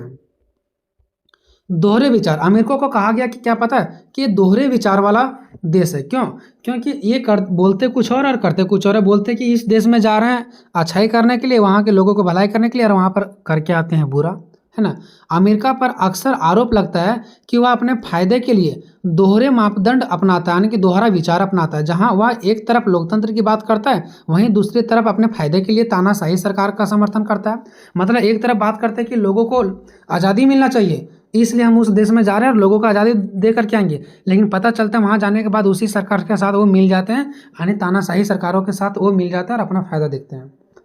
अगर मैं आज की समय बात करूँ कि 2020 से 26 के दशक में, तो दुनिया तेजी से बदला है। और अब जो एक ध्रुवीय था ना अमेरिका एक महाशक्ति के रूप में, वो 1991 से 2000 ईस्वी तक थी। लेकिन अभी अगर मैं वर्तमान 2026 में बात करूँ तो अमेरिका का एक दुनिया का मात्र एक ध्रुवीय विश्व में नहीं बन के रहा है। वो अब उनके पास वो ताकत नहीं है, लेकिन दूसरा देश के पास भी अब उतना ताकत है कि उसका मुकाबला वो कर सकता है। लेकिन अमेरिका भी अभी भी किसी से कम नहीं है। निष्कर्ष संक्षेप में अगर कहें तो एक ध्रुवीय विश्व व्यवस्था की अमेरिकी वह दौर था जिसने अमेरिका को बहुत ही शक्तियाँ मिली, यानी अमेरिका को बहुत ज़्यादा शक्ति मिला। अमेरिका ने इस शक्ति का उपयोग अपने वैश्विक व्यापार को बढ़ाने में किया। मतलब अमेरिका को जो शक्ति मिला तो अमेरिका ने विश्व में व्यापार बढ़ाने का क्या किया, फैसला किया। जितने भी सारे समुद्री जहाज थे उसको सुरक्षा करने का काम किया। ये सभी देशों के लिए इन्होंने भला किया, लेकिन बुरा कहाँ किया सो देखिए। लेकिन साथ ही अपने मनमानी रूप से एक तरफा युद्ध से दुनिया के कई हिस्सों को संकट में भी डाल दिए, यानी दुनिया के कई हिस्सों में युद्ध भी करवा दिए और वहाँ के जो क्षेत्र थे वहाँ के लोग थे उसको संकट में डाल दिए। ठीक है दोस्तों, तो वीडियो कैसा लगा कमेंट में अपना राय जोड़ दीजिएगा। अब हम लोग देखेंगे दोस्तों क्वेश्चन नंबर 3। उदारीकरण और वैश्वीकरण का ये जो इम्पॉर्टेंट क्वेश्चन है ना, इसको मैं आपको समझाने के लिए एक छोटा सा ट्रिक, जी हाँ दोस्तों, एक छोटा सा ट्रिक मैंने आपको बता रखा है। अगर ये छोटा सा ट्रिक समझ आओगे ना तो यूं ही आज के बाद फिर कभी उदारीकरण और वैश्वीकरण में कोई भी कन्फ्यूजन नहीं होगा। ठीक है, तो अगर आपको क्वेश्चन दे देता है कि उदारीकरण और वैश्वीकरण की अवधारणा को स्पष्ट कीजिए, इनके उद्भव की पृष्ठभूमि का विश्लेषण कीजिए, या तो सिर्फ उदारीकरण पर दे दे कि उदारीकरण की अवधारणा का स्पष्ट कीजिए और इसके उद्भव पृष्ठभूमि का विश्लेषण कीजिए, या सिर्फ वैश्वीकरण के बारे में दे दे, या तो क्वेश्चन ऐसे चेंज करके दे दे दोस्तों कि उदारीकरण और वैश्वीकरण के सामाजिक एवं सांस्कृतिक प्रभावों का विस्तृत वर्णन कीजिए। तो आंसर सेम लिखना दोस्तों, क्योंकि उदारीकरण वैश्वीकरण के जो अवधारणा है इसके उद्भव पृष्ठभूमि है, इसमें जो हम आंसर देखेंगे उसमें ऑटोमेटिक इसके सामाजिक एवं सांस्कृतिक प्रभाव आएंगे ही आएंगे। तो कुल मिलाकर के मैं आपको ये बताना चाह रहा हूँ दोस्तों कि चाहे क्वेश्चन ये दे दे या ये दे दे, मैं आपको जैसे बता रहा हूँ वैसे आपको आंसर लिखना है। और आज की इस वीडियो में इतना आसान तरीका से मैं बताऊंगा ना उदारीकरण और वैश्वीकरण के बारे में कि कभी नहीं बोलोगे फिर। तो चलिए दोस्तों, मैं एक छोटा सा ट्रिक के माध्यम से आपको समझाने का प्रयास करूंगा। ठीक है, इससे पहले एक छोटा सा उदाहरण मैं लेता हूँ। मान लो दोस्तों कि एक घर है, ठीक है, और घर का एक दरवाज़ा होता है। तो घर के अंदर बंद हैं बहुत सारे लोग हैं, यानी घर के अंदर बहुत सारे बच्चे हैं। ठीक है, माता जी है, दादी जी है, दादाजी है, बच्चे हैं, बहुत कोई हैं। और एक मालिक है जो हमारे पिताजी हैं, वो घर के क्या हैं, मालिक है, घर के क्या हैं, मालिक हैं। अब जो हमारे पिताजी है ना, वो घर से बाहर ना तो किसी को निकलने के लिए दे रहे हैं, ना तो बाहर के व्यक्ति को हमारे घर में आने का अनुमति दे रहे हैं। अब हमारे जो घर के अंदर है वो घर में ही रहो, घर में ही खाओ, और बाहर के व्यक्ति बाहर ही रहेंगे। मतलब घर के अंदर वाले जितने भी व्यक्ति उसको बाहर जाने का अनुमति हमारे पिताजी ने नहीं दिए हैं, वो दरवाज़ा पर ही खड़े हैं, दरवाज़ा को बंद कर दिए हैं। ठीक है, अब एक समस्या ऐसा आएगा कि घर के सारे जो रखा हुआ सामान है वो ख़त्म होने लगेगा। घर के अंदर जितने भी सारे बच्चे बूढ़ बुजुर्ग हैं वो सब भूखे के मारे तरसेंगे। ठीक है, अब ऐसे में वो पिताजी के पास जाएंगे कि घर में चावल नहीं है, तो ये नहीं है, तो वो नहीं है। ठीक है, तो पिताजी लाएंगे, लेकिन महंगाई भी बढ़ चुका है तो वो कहाँ से लाएंगे, नहीं ला पाएंगे। ठीक है, तो ऐसे कंडीशन में जो घर के अंदर जितने भी सारे बच्चे लोग हैं, माता पिता लोग हैं, वो भूख से तड़प रहे हैं, लेकिन पिताजी घर के दरवाज़ा नहीं खोल रहे हैं। ठीक है, अगर मान लीजिए हो सकता है कि अगर पिताजी घर के दरवाज़ा खोल देते तो बच्चे लोग बाहर जाते, और बच्चे लोग अगर बाहर जाते, जो उसके माता है, दादा दादी लोग हैं, वो बाहर जाते और बच्चे हो सकता है कुछ भी छोटा मोटा काम करके अपना जीवन रोटी चला लेता। हो सकता है भूख से जो मर रहे हैं वो खाना पीना कहीं मांग उंग करके खा लेते। ठीक है, तो दरवाज़ा आखिर खोलेंगे तभी तो दरवाज़ा एक तो बंद कर रखे हैं। ठीक है, अब क्या होता है दोस्तों, जब समस्या बहुत ज़्यादा गंभीर हो जाता है और उसके पिताजी हर जगह हाथ फैलाते हैं सभी से कि हमको कुछ पैसा दे दो, बहुत ज़्यादा ज़रूरत है, तो बाहर के लोग पैसा देने से मना करते हैं कि सबसे पहले तुम अपना दरवाज़ा खोलो, बच्चे बाहर निकलेंगे, किसी के घर यहाँ जाके खाएंगे, ठीक है, कुछ काम करके खाएंगे, तो पहले दरवाज़ा तो बाहर खोलो तभी मैं आपको कर्जा दूंगा। ठीक है, तो ये मजबूरन में आकर के इनको दरवाज़ा खोलना पड़ता है। तो ये दरवाज़ा खोल देते हैं। अब सारे बच्चे जो भूखे थे, ठीक है, जिसको जो चीज़ का कमी एहसास हो रहा था वो बाहर जाएंगे, वो अपना शौक को पूरा करेंगे, दूसरे घर मांग करके खाएंगे। लेकिन एक समस्या ये भी है कि अगर हम दूसरे के घर जा करके मांग करके खा रहे हैं तो कल वो भी हमारे घर आकर के मांगेगा, खाएगा। जैसे लेन देन कैसे होता है वैसे करेगा, हम भी उसको मदद करेंगे, वो भी हमको मदद करेगा। तो दरवाज़ा खुलने से ये फ़ायदा हुआ, ठीक है, कि अंदर के लोग बाहर चल गए। ठीक है, अब आगे क्या होगा दोस्तों, आगे ये होगा कि जब दरवाज़ा खुल गया तो हम जो हमको मदद कर रहा है हमको भी उसको मदद करना पड़ेगा। जो हमको अच्छा बात बोला है, जो हमको खाने के लिए दिया, एक समय आएगा हमको भी उसको खाने के लिए देना पड़ेगा, अच्छा बात बोलना पड़ेगा। हम उसके घर गए तो उसको भी हमको मेरा घर आने देना पड़ेगा। ठीक है, तो यही पूरा प्रोसेस होता है। तो देखिए, अब मैं आपको बताता हूँ कि उदारीकरण क्या और वैश्वीकरण है क्या। तो ये समझ जाओ कि वो घर है भारत, और भारत के जो मेन लीडर हैं, हमारे जो सरकार हैं, वो क्या थे, दरवाजे पर खड़े थे। ठीक है, अब वो दरवाजे पर जो खड़े थे ना, तो दरवाजे को जो खोल दिया ना उसने, वो उदारीकरण कर दिए। दरवाजे को खोल जो दिए हैं कि अब दरवाज़ा खुल गया, अब कोई पाबंदी नहीं है, अंदर के लोग बाहर जा सकते हैं, बाहर के लोग अंदर आ सकते हैं, कोई दिक्कत नहीं है। तो इसी को बोलते हैं उदारीकरण, यानी दरवाज़ा खोल देना। ठीक है, ऐसा ही भारत की सरकार भी किए थे। भारत के जो दरवाजा थे वो खोल दिए थे कि अब जिसको हमारे भारत देश आना है भारत देश आओ, और जिसको भारत के लोगों को बाहर जाना है वो भारत के लोग अब बाहर जाओ। ठीक है, अब दरवाज़ा खुल गया, अब हो जाएगा वैश्वीकरण। वैश्वीकरण का मतलब क्या हो गया, बाहर के लोग अब यहाँ आएंगे और यहाँ के लोग बाहर जाएंगे, यानी विश्व अब एक हो जाएगा। एक का मतलब हो गया अब एक जैसा लगने लगेगा। अगर कुछ हमको सामान बेचना होगा तो हम इस देश में आएंगे, और अगर इस देश को सामान बेचना होगा तो दूसरे देश में जाएंगे। तो ये हो गया वैश्वीकरण दोस्तों। जो दूसरे घर वाले मेरे घर और मेरे घर और उसके घर में हम जा कर के खा पी रहे थे, और दूसरे व्यक्ति हमारे घर में आकर के खा पिएंगे, इसको कहते हैं वैश्वीकरण। मतलब जो दरवाज़ा खुल गया वो हो गया उदारीकरण। और जो लोग आने जाने लगे, कुछ हो सकता है इसके घर में कोई सामान लेने के लिए आ गया, कल हम उसके घर में चले जाएंगे। तो जो अब पूरा सबका घर, जो उस टोला में पूरा घर है ना, पूरा गांव जो है ना, वो अब एक जैसा लगने लगेगा। तो उसको बोलते हैं वैश्वीकरण। दरवाज़ा खोल दिया, उदारीकरण। और ई जो होता है हमारा, यानी आने जाने लगते हैं सबको, या सब एक जैसा जो लगते हैं, उसको बोलते हैं वैश्वीकरण। ऐसा ही बात होता दोस्तों 1991 में। भारत की जो व्यवस्था है ना बहुत ज़्यादा संकट में आ चुकी थी, लोगों को खाने पीने की समस्या तक तरसना पड़ता था।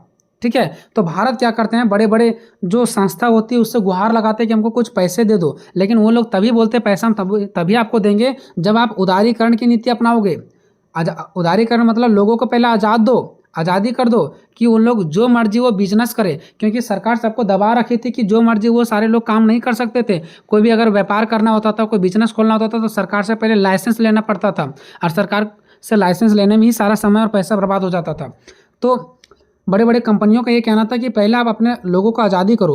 तो उदारीकरण का मतलब होता है दोस्तों आज़ादी देना, कि अब जो मर्जी हो तुम लोग क्या कर सकते हो, कोई पाबंदी नहीं है। और वैश्वीकरण का मतलब होता है दोस्तों दुनिया एक होगा, मतलब बाहर के देश भी यहाँ आकर के व्यापार कर सकते हैं, और ये देश भी अब बाहर जाकर के व्यापार कर सकते हैं। तो 1991 से पहले ये सिस्टम नहीं था। पहले जो सिस्टम था ना भारत पर, वो साम्यवादी व्यवस्था लागू था। साम्यवादी मतलब सरकार का नियंत्रण था, सरकार के कब्जा में था। लेकिन 1991 के बाद सरकार ने छूट दे दिया कि मैं दरवाज़ा खोल देता हूँ, जो भी देश को यहाँ आकर के व्यापार करना करो, और जो भी भारतीयों को बाहर जाकर के व्यापार करना वो कर सकते हो। तो ये सब पूरी जो जुड़ा हुआ था दोस्तों, वो एक व्यापार से ही लगभग जुड़ा हुआ था। उदारीकरण मतलब सरकार अब भारत के दरवाज़ा को खोल दिया, और वैश्वीकरण मतलब कोई आ भी सकते हैं और जा भी सकते हैं। पहले जो परमिशन लेना पड़ता था, ठीक है, लाइसेंस बनाना पड़ता था, ये सब अब सिस्टम खत्म कर दिया गया। ठीक है, अब आपको बहुत ही बेहतर तरीका से क्या होगा दोस्तों समझ में आएगा। ठीक है, पहले क्या होता है, उदारीकरण होता है यानी दरवाज़ा खोलता है, उसके बाद वैश्वीकरण होता है यानी कि लोग आते जाते हैं। ठीक है, देखो सबसे पहले आते हैं दोस्तों उदारीकरण का अर्थ देखते हैं। उदारीकरण का मतलब है बंधनों को ढीला कर देना, यानी आज़ादी देना है ना। जो सरकार अपने बंधन बना रखे हैं लोगों को, उसको क्या कर देना, खोल देना, आज़ादी दे देना। 1991 से पहले भारत में कोई भी नया व्यापार शुरू करने, फैक्ट्री लगाना और विदेश से सामान मंगवाने के लिए सरकार से ढेर सारी अनुमतियाँ यानी कि परमिशन लेने होते थे। देख लो, यानी 1991 से पहले भारत में कोई भी अगर व्यक्ति व्यापार करना शुरू करना चाहता है, यानी बिजनेस करना चाहता है, फैक्ट्री लगाना चाहता है, या तो कोई दूसरे देश से कोई सामान मंगवा रहा है, या दूसरे देश कमाने के लिए जाना चाहता है, तो ये सब के लिए बहुत सारे सरकार से अनुमति, लाइसेंस लेना पड़ता था, तभी वो कर सकते थे। तो ऐसे कंडीशन में पैसे बहुत ज़्यादा खर्चा हो जाते थे, तो गरीब लोग भूखे मर रहे थे, वो ऐसा काम नहीं कर पा रहे थे। अब इसे लाइसेंस राज कहा जाता था। ठीक है, इसे लाइसेंस राज कहा जाता था क्योंकि सरकार से लाइसेंस लेना पड़ता था, परमिशन लेना पड़ता था ये सब काम करने के लिए। जब सरकार ने कड़े नियम, टैक्स, सरकारी नियंत्रण को कम यानी कि खत्म कर दिया ताकि व्यापार करना आसान हो सके, तो उसे उदारीकरण कहा गया। यानी जो कड़े कड़े नियम लगा के रखे थे कि कोई भी काम करने से पहले आपको पूछना पड़ेगा, टैक्स लगा के रखे थे, सरकार का नियंत्रण था, सरकार अपने कब्जे में कर रखे थे, अब ये सब सिस्टम को खत्म कर दिया गया। जब खत्म कर दिया गया यानी कि दरवाजा खुल गया, अब व्यापार करना बहुत आसान हो गया, लोगों को आने जाने में आसान लगने लगा, लोगों को कोई भी उद्योग शुरू करने में, फैक्ट्री लगाने में अब आसान होने लगा। इसी को कहते हैं दोस्तों उदारीकरण। ठीक है, जो कि मैंने आपको ऊपर ही समझा दिया था। ठीक है, अब देखो उदारीकरण में क्या होता है, प्राइवेट कंपनियों को आगे बढ़ने का मौका मिलता है। जो प्राइवेट लोग होते हैं वो अब अपना अपना कंपनी खोल सकते हैं, जिसको जो लगेगा, जिस चीज़ के बारे में लगेगा वो अपना नया नया कंपनी खोल सकता है और आगे बढ़ सकते हैं। सरकारी कागजी कार्रवाई, रेड टेप को कम कर दिया गया। ठीक है, रेड टेप मतलब किसी के यहाँ रेड नहीं लग जाता है कि आप गलत कर रहे हो, तो ऐसा जो सरकार के द्वारा पाबंदी किया गया था ना, यानी जो जलील किया जा रहा था लोगों को कि आप नया व्यापार खोल रहे हो तो ऐसे करना होगा, सरकार से लाइसेंस लेना होगा, ये सब जो सरकारी कागज़ है ना, सरकारी कागज़ के रूप में जो पहले बहुत ज़्यादा कार्रवाई किया जाता था, टाइट था पूरी सिस्टम, उसको क्या कर दिया गया, अब ख़त्म कर दिया गया। विदेश कंपनियों को भारत में पैसा लगाने की छूट दे दिया गया। जो विदेश कंपनी थी, बाहर की जो बड़े बड़े कंपनी थे ना, अब वो भारत आ सकते हैं, यहाँ पर पैसे लगा सकते हैं। पैसे लगा सकते हैं मतलब अपना वो यहाँ बिजनेस कर सकते हैं, कोई दिक्कत नहीं है। और भारत के लोग भी बाहर जाकर के व्यापार कर सकते हैं। और वैश्वीकरण का क्या मतलब होता है दोस्तों, देखो उदारीकरण मतलब भारत का दरवाजा खुल गया। अब वैश्वीकरण का मतलब हो गया बाहर वाले यहाँ पर आओ और यहाँ वाले बाहर जाओ। ठीक है, वैश्वीकरण मतलब विश्व को एक होना। अब जब कोई लोग हमारे यहाँ आएंगे, हम वहाँ जाएंगे, तो हम नहीं लगेगा कि हम लोग सब अब एक हो गए। तो वैश्वीकरण में मतलब भी होता है विश्व का एक होना, यानी सभी देशों का एक होना। इसका मतलब है पूरी दुनिया एक बाजार बन जाना, यानी एक बाजार बन जाना कि हम भी आपके देश में कुछ बेचने के लिए जाएंगे, आप भी हमारे देश में कुछ बेचने के लिए आओ। अभी चाइना है तो बहुत सारे चाइना का लाइट वगैरह, चाइनीज फूड हो गया, ये सब हम भारत में चल रहे हैं, खा पी रहे हैं। कुछ हमारे भी ऐसा चीज़ है जो दूसरे देश वाले यूज कर रहे हैं। ठीक है, तो इसका मतलब होता है पूरा दुनिया एक बाजार बन जाना, यानी एक पूरी दुनिया एक साथ जुड़ जाना, अर्थात तो दुनिया का एक हो जाना ही हमारा वैश्वीकरण है ना। जब किसी भी देश की अर्थव्यवस्था मतलब होता है दोस्तों हमारे पूरे देश की पूरे सिस्टम से, हमारा देश में क्या खान पान है, कितना पैसा आ रहा है, कितना जा रहा है, कौन सा माल हमारा देश में दूसरे देश से आ रहा है, हमारा देश से दूसरे देश में माल जा रहा है, कौन वस्तु आया, कौन वस्तु गया, ये पूरा जो सिस्टम है ना हमारे देश को, उसको बोलते हैं अर्थव्यवस्था।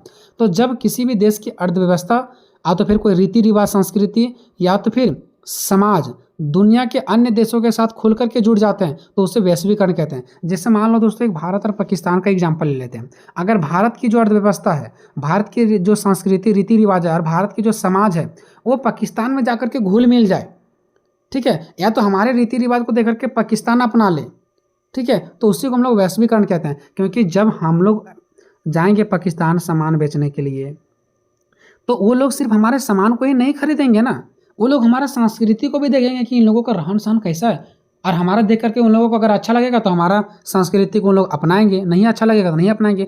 हो सकता है हम सामान बेचने के लिए वहाँ गए और उन लोगों का संस्कृति को हम अपना लिए, या तो फिर हमारा जो समाज में रीति रिवाज है वो पाकिस्तान लोग अपना लिए, या तो वहाँ का जो समाज का रीति रिवाज है वो हम लोग अपना लेंगे। तो एक दूसरे के साथ रहते रहते या तो फिर दूसरे देश के साथ रहते रहते ऐसा जुड़ाव हो जाता है कि या तो हमारे संस्कृति रीति रिवाज को जानने लगते हैं, ठीक है, और वो अपनाने लगते हैं, या तो हम दूसरे की ही संस्कृति रीति रिवाज को अपनाने लगते हैं। इसी को कहते हैं हम लोग दोस्तों वैश्वीकरण। ठीक है, यानी कि हमारा अर्थव्यवस्था, हमारा संस्कृति, हमारा समाज जब दुनिया के दूसरे देश के साथ जुड़ जाता है, या तो दूसरे देश का संस्कृति रीति रिवाज हमारे साथ जुड़ जाता है, तो उसको वैश्वीकरण कहते हैं। आज आप भारत में बैठकर अमेरिका का आईफोन, आप नहीं लिखिएगा, ठीक है, यहाँ पर ऐसे लिखना है, भारत में बैठ कर के अमेरिका का आईफोन इस्तेमाल करते हैं। ठीक है, आज हम क्या करते हैं, भारत में बैठे रहते हैं लेकिन अमेरिका का फ़ोन इस्तेमाल करते हैं। तो ये सब वैश्वीकरण की वजह से ही संभव हो पाया। क्यों? क्योंकि जब छूट दिया सरकार, तो बाहर वाले, ठीक है, अमेरिका वाले भारत में मोबाइल भेजें, आए हैं, ठीक है, तो यहाँ पर हम लोग मोबाइल इस्तेमाल कर रहे हैं, ठीक है, तो लगा नहीं उनका मोबाइल बहुत अच्छा है तो उसका मोबाइल का हम लोग यूज कर रहे हैं। तो ये वैश्वीकरण के कारण नहीं हुआ। अगर सरकार दरवाज़ा नहीं खोलती तो आईफोन यहाँ पर आता ही नहीं।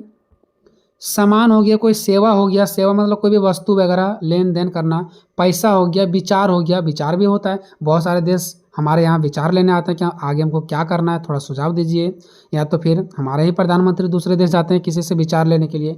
तो ये सब का एक देश से दूसरे देश में बिना किसी रुकावट के प्रवाह हो जाता है, यानी चल जाता है या आ जाता है, यानी कोई सामान, कोई विचार, कोई पैसा एक देश से दूसरे देश जब जाता है, यानी लेन देन होता है ना, तो इसी को बोलते हैं वैश्वीकरण, है ना।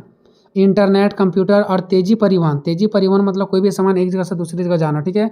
इंटरनेट के माध्यम से तुरंत हम लोग एक चीज़ से दूसरे चीज जगह भेज सकते कुछ भी, है ना। कंप्यूटर के माध्यम से भी तेज परिवहन हुआ, यानी जैसे एरोप्लेन है, जहाज है, तो इसको हम बोल सकते हैं ये तेज परिवहन है, मतलब कोई भी सामान को तुरंत यहाँ से वहाँ पहुँचा देता है। तो ये सभी ने इसमें सबसे बड़ी भूमिका निभाई वैश्वीकरण करने में, यानी विश्व को एक करने में। इसका सामान उसमें भेजना, वहाँ का सामान यहाँ भेजना, ये समय जो हमारा भूमिका जो निभाया ना, वो इंटरनेट, कंप्यूटर और तेज परिवहन ने। तेज परिवहन मतलब जो तेज चलने वाली गाड़ियाँ हैं, एरोप्लेन है, ट्रेन है, ये सब भी, और कंप्यूटर और इंटरनेट भी, क्योंकि यहीं के माध्यम से हम लोग इंटरनेट के माध्यम से या कंप्यूटर के माध्यम से कुछ मंगवाना होता है तो हम लोग क्या करते हैं, टाइप करते हैं, मैसेज करते हैं, ऑर्डर करते हैं, तो हमको यहाँ पर मिल जाता है। तो ये वैश्वीकरण के कारण ही संभव हो पाया। अगर मैं उदाहरण के रूप में देखूं दोस्तों, तो उदारीकरण वह चाबी है, उदारीकरण एक चाबी है जिससे भारत के दरवाजा खोल दिए जाते हैं, और वैश्वीकरण वह हवा है जो उस दरवाजे से होकर के पूरे देश में फैल जाते हैं। मतलब पूरे देश में फैल जाते हैं मतलब क्या, दरवाजा खुल गया, उदारीकरण हो गया, बाहर के लोग अंदर आएंगे, अंदर के लोग बाहर जाएंगे, जो कि मैंने आपको घर वाला डिफिनेशन दिया, यानी हवा अंदर का बाहर, बाहर का अंदर चल जाएगा, यानी कि दूसरे देश के लोग हमारे देश, हमारे देश के लोग दूसरे देश जाएंगे आएंगे, वो हमारा वैश्वीकरण कहलाता है। अब देखते हैं दोस्तों इनके उद्भव और पृष्ठभूमि, कि आखिर भारत को ऐसा क्यों लगा कि हमको उदारीकरण और वैश्वीकरण की नीति अपनाना चाहिए, क्योंकि इससे हमारा देश का विकास हो ही नहीं रहता। जब तक हम दूसरे देश में जाकर के सामान नहीं बेचेंगे, जब तक हमारे देश के लोग दूसरे देश में जाकर के कमाएंगे नहीं, तब तक अपना भरण पोषण हो ही नहीं सकता है। और दूसरे देश के लोग भी जब यहाँ आएंगे, हो सकता है कोई चीज़ सस्ता कीमत पर बेचेंगे तो गरीब लोग उसको खरीद भी पाएंगे। तो जब तक कुछ लोग आएंगे नहीं यहाँ और हम लोग जाएंगे नहीं, तब तक विकास कैसे होगा। तो ये जब संकट हमारा भारत देश में आया ना, तब यहाँ के सरकार उदारीकरण और वैश्वीकरण की नीति को अपना लिए। लेकिन वो संकट कौन कौन सा था दोस्तों, तो पहला संकट 1991 का आर्थिक संकट, यानी पैसों की कमी, यानी 1990 से 91 में भारत की आर्थिक स्थिति बहुत ही खराब हो चुकी थी। भारत के पास विदेशों से तेल और अन्य जरूरी सामान खरीदने के लिए मात्र 2 हफ्ते का विदेशी मुद्रा भंडार बचा था। विदेशी मुद्रा मतलब दोस्तों विदेश का पैसा, जिससे हम तेल खरीद सकते थे, सामान खरीद सकते थे। मतलब भारत इस चरम सीमा पर आ चुका था कि मात्र उनके पास 2 ही हफ्ता तक वो पैसा बचा था जिससे वो बाहर के सामान को खरीद सकते थे। उसके बाद इनका सिस्टम बंद हो जाता। तो ऐसा, अब इस समस्या का सॉल्यूशन कैसे किया गया, तो उदारीकरण और वैश्वीकरण की नीति को अपना करके, ताकि ये नीति अपनाया जाएगा तो भारत के लोग दूसरे जगह जाकर के पैसा वैसा कमा सकेंगे, और दूसरा देश से हमारा दोस्ती रहेगा, तभी तो वो हमको पैसा के रूप में मदद करेंगे ना पैसा। अब हम चुप दरवाज़ा लगा करके बैठे रहेंगे तो ना हमारे यहाँ कोई आएगा, ना हम किसी यहाँ जाएंगे, तो कौन हमको मदद करेगा। तो इसीलिए ये प्रॉब्लम के कारण इनको लगा नहीं, उदारीकरण और वैश्वीकरण होना चाहिए। दूसरा, सोवियत संघ का विघटन। उसी समय सोवियत संघ खत्म हुआ था। तो सोवियत संघ खत्म हुआ था, इसका पतन हुआ था, ये युद्ध में हार गए थे, इसलिए इसका पतन हो गया था, खत्म हो गया था। तो भारत को इससे क्या लेना देना था, कोई लेना देना नहीं था। लेकिन यहाँ से भारत को एक सीख मिला। क्या मिला सो देखिए, उस दौर में जब सोवियत संघ साम्यवादी विचार टूट गया, उस समय सोवियत संघ में भी साम्यवादी ही विचार था। साम्यवादी विचार मतलब सरकार के ही नियंत्रण में सारा कुछ होता था, सारा कुछ कब्जा सरकार के हाथों में था। कोई भी फैक्ट्री लगा रहा है, कोई बिजनेस कर रहा है, तो सरकार से पूछना पड़ता था, जिसके कारण वहाँ की जनता लोग बेबस हो गए और आंदोलन छिड़ दिए और सोवियत संघ का विघटन हो गया। इसी से भारत को एक सीख मिला कि यहाँ पर सरकार का नियंत्रण नहीं चलने वाला है। व्यापार करना, फैक्ट्री लगाना, ये सब पर जनता को छूट दे दिया जाना चाहिए, ताकि वो लोग जो मर्जी वो करे और पैसा कमाए और अपना जीवन चलाए, ठीक है। और इसी के कारण सोवियत संघ का विघटन हुआ था, क्योंकि वहाँ पर सारा चीज़ों पर हक सरकार का था। इसी को साम्यवादी कहा गया। इससे यह साबित हो गया कि सरकार द्वारा पूरी तरह अपने कब्जे में रखना लंबे समय तक नहीं टिक सकती। यानी सरकार अगर कोई भी चीज़ों को अपने कब्जा में रख रहा है ना, तो ये लंबे समय तक नहीं टिक सकता है। और पूंजीवाद और खुले व्यापार की मांग बढ़ गया। उस समय पूंजीवाद और खुला व्यापार का मांग बढ़ गया। पूंजीवाद मतलब क्या, कि लोग अपने मर्जी से जैसे चाहे वैसे व्यापार कर सकते हैं, जा सकते हैं, आ सकते हैं, खुला व्यापार होना। पूंजीवादी उसी को कहा गया खुला व्यापार होना, ठीक है। तो इसी का मांग बढ़ गया। ये नहीं कि सरकार उसके ऊपर दबाव लगा के रखे, नहीं तुमको फैक्ट्री नहीं लगाना, व्यापार नहीं करना है, खुला व्यापार, ठीक है। तो ये पहला। दूसरा सीख ये मिला भारत के सरकार को कि हम लोगों को भी खुला व्यापार करना चाहिए। खुला व्यापार मतलब उदारीकरण और वैश्वीकरण करना। नेक्स्ट, अंतर्राष्ट्रीय संस्थाओं का दबाव। देखो जब भारत के पास पैसों की कमी हो गया तो वो जब दूसरे दूसरे संस्था से पैसा मांग रहे थे ना, तो देने से मना कर दिया। क्यों? देखो संकट से उबरने के लिए भारत जब अंतर्राष्ट्रीय मुद्रा कोष, जो कि पैसा देने के काम करती है, ठीक है, और विश्व बैंक, ये भी पैसा देने का काम करती है, के पास लोन मांगने गया, यानी कर्ज लेने के लिए गया, तो उन्होंने शर्त रखी कि भारत को अपनी अर्थव्यवस्था के दरवाजा खोलने होंगे। यानी भारत की जो अर्थव्यवस्था इतना चरमरा गया है ना, तो उसके दरवाजा खोलना होगा, तभी हम आपको पैसा देंगे। और सरकारी नियंत्रण कम करना होगा, जो सरकार का नियंत्रण है ना, पूरा जो सरकार कब्जा करके रखी है, दबा के रखी है, उसको कम करना होगा। तो मजबूरन में हार कर गए, भारत को नई नीति अपनानी पड़ी। यानी नई नीति मतलब उसके बातों को मानना पड़ा, और ये उदारीकरण और वैश्वीकरण की नीति को यहीं से ये अपना लेते हैं।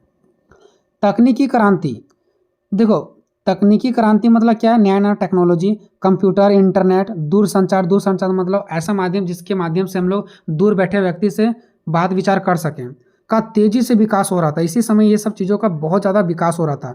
इस तकनीकी ने दुनिया के देशों के आपस में व्यापार करना, जुड़ना बेहद ही आसान बना दिया।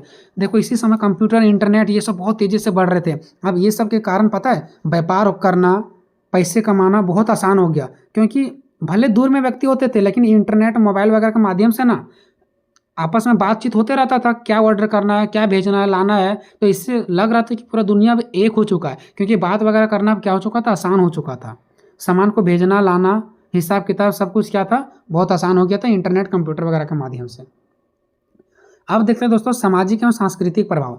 ये तो मान गए कि चलो भारत की सरकार ने आज़ाद दे दिया कि अब यहाँ भी आकर के आप लोग व्यापार कीजिए, और हम लोग भी विदेश में जाकर के व्यापार करेंगे। इससे क्या हुआ पता है? हमारा समाज और संस्कृति पर कुछ अच्छा भी प्रभाव पड़ा, कुछ बुरा भी प्रभाव पड़ा। जब विदेश लोग हमारे भारत आए तो उसके पहनावा को देख करके यहाँ के लोग भी पहनने लगे छोटे छोटे कपड़ा। भारत में बहुत सारे चाइनीज़ फूड आने लगे हैं, चाइनीज़ कपड़ा आने लगे हैं, जैसे टी शर्ट, ये सब जीन्स वगैरह, ये सब भारत को तो है नहीं। तो ये सब हमारा भारत के लोग भारत के कपड़ा नहीं पहन रहे हैं, चाइनीज़ कपड़ा पहन रहे हैं। तो इससे बुरा असर पड़ा हमारा देश पर, ठीक है। अच्छा क्या हुआ? अच्छा ये हुआ कि बाहर के लोगों से देख करके थोड़ा मोड़ा हम लोगों को रहने सहने का तरीका सीखने को मिला, ठीक है। जो बाहर के लोगों थे ना, उससे देख करके जो महिलाओं की हौसला है ना, वो थोड़ा सा बढ़ा। मतलब कुछ फ़ायदा भी हुआ तो कुछ नुकसान भी हुआ। बाहर से जो सामान आते थे, कुछ सामान अच्छे कीमत पर मिल जाते थे, सस्ते, कुछ महंगे मिलते थे। तो कहीं कुछ फ़ायदा हो रहा था हम लोगों को, तो कहीं कुछ नुकसान भी हो रहा था। उदारीकरण और वैश्वीकरण ने केवल हमारी जेब माने अर्थव्यवस्था, जेब का मतलब सिर्फ ये नहीं हो गया पैसा, जेब का मतलब ये हमारा पूरा देश की सिस्टम से, व्यवस्था से।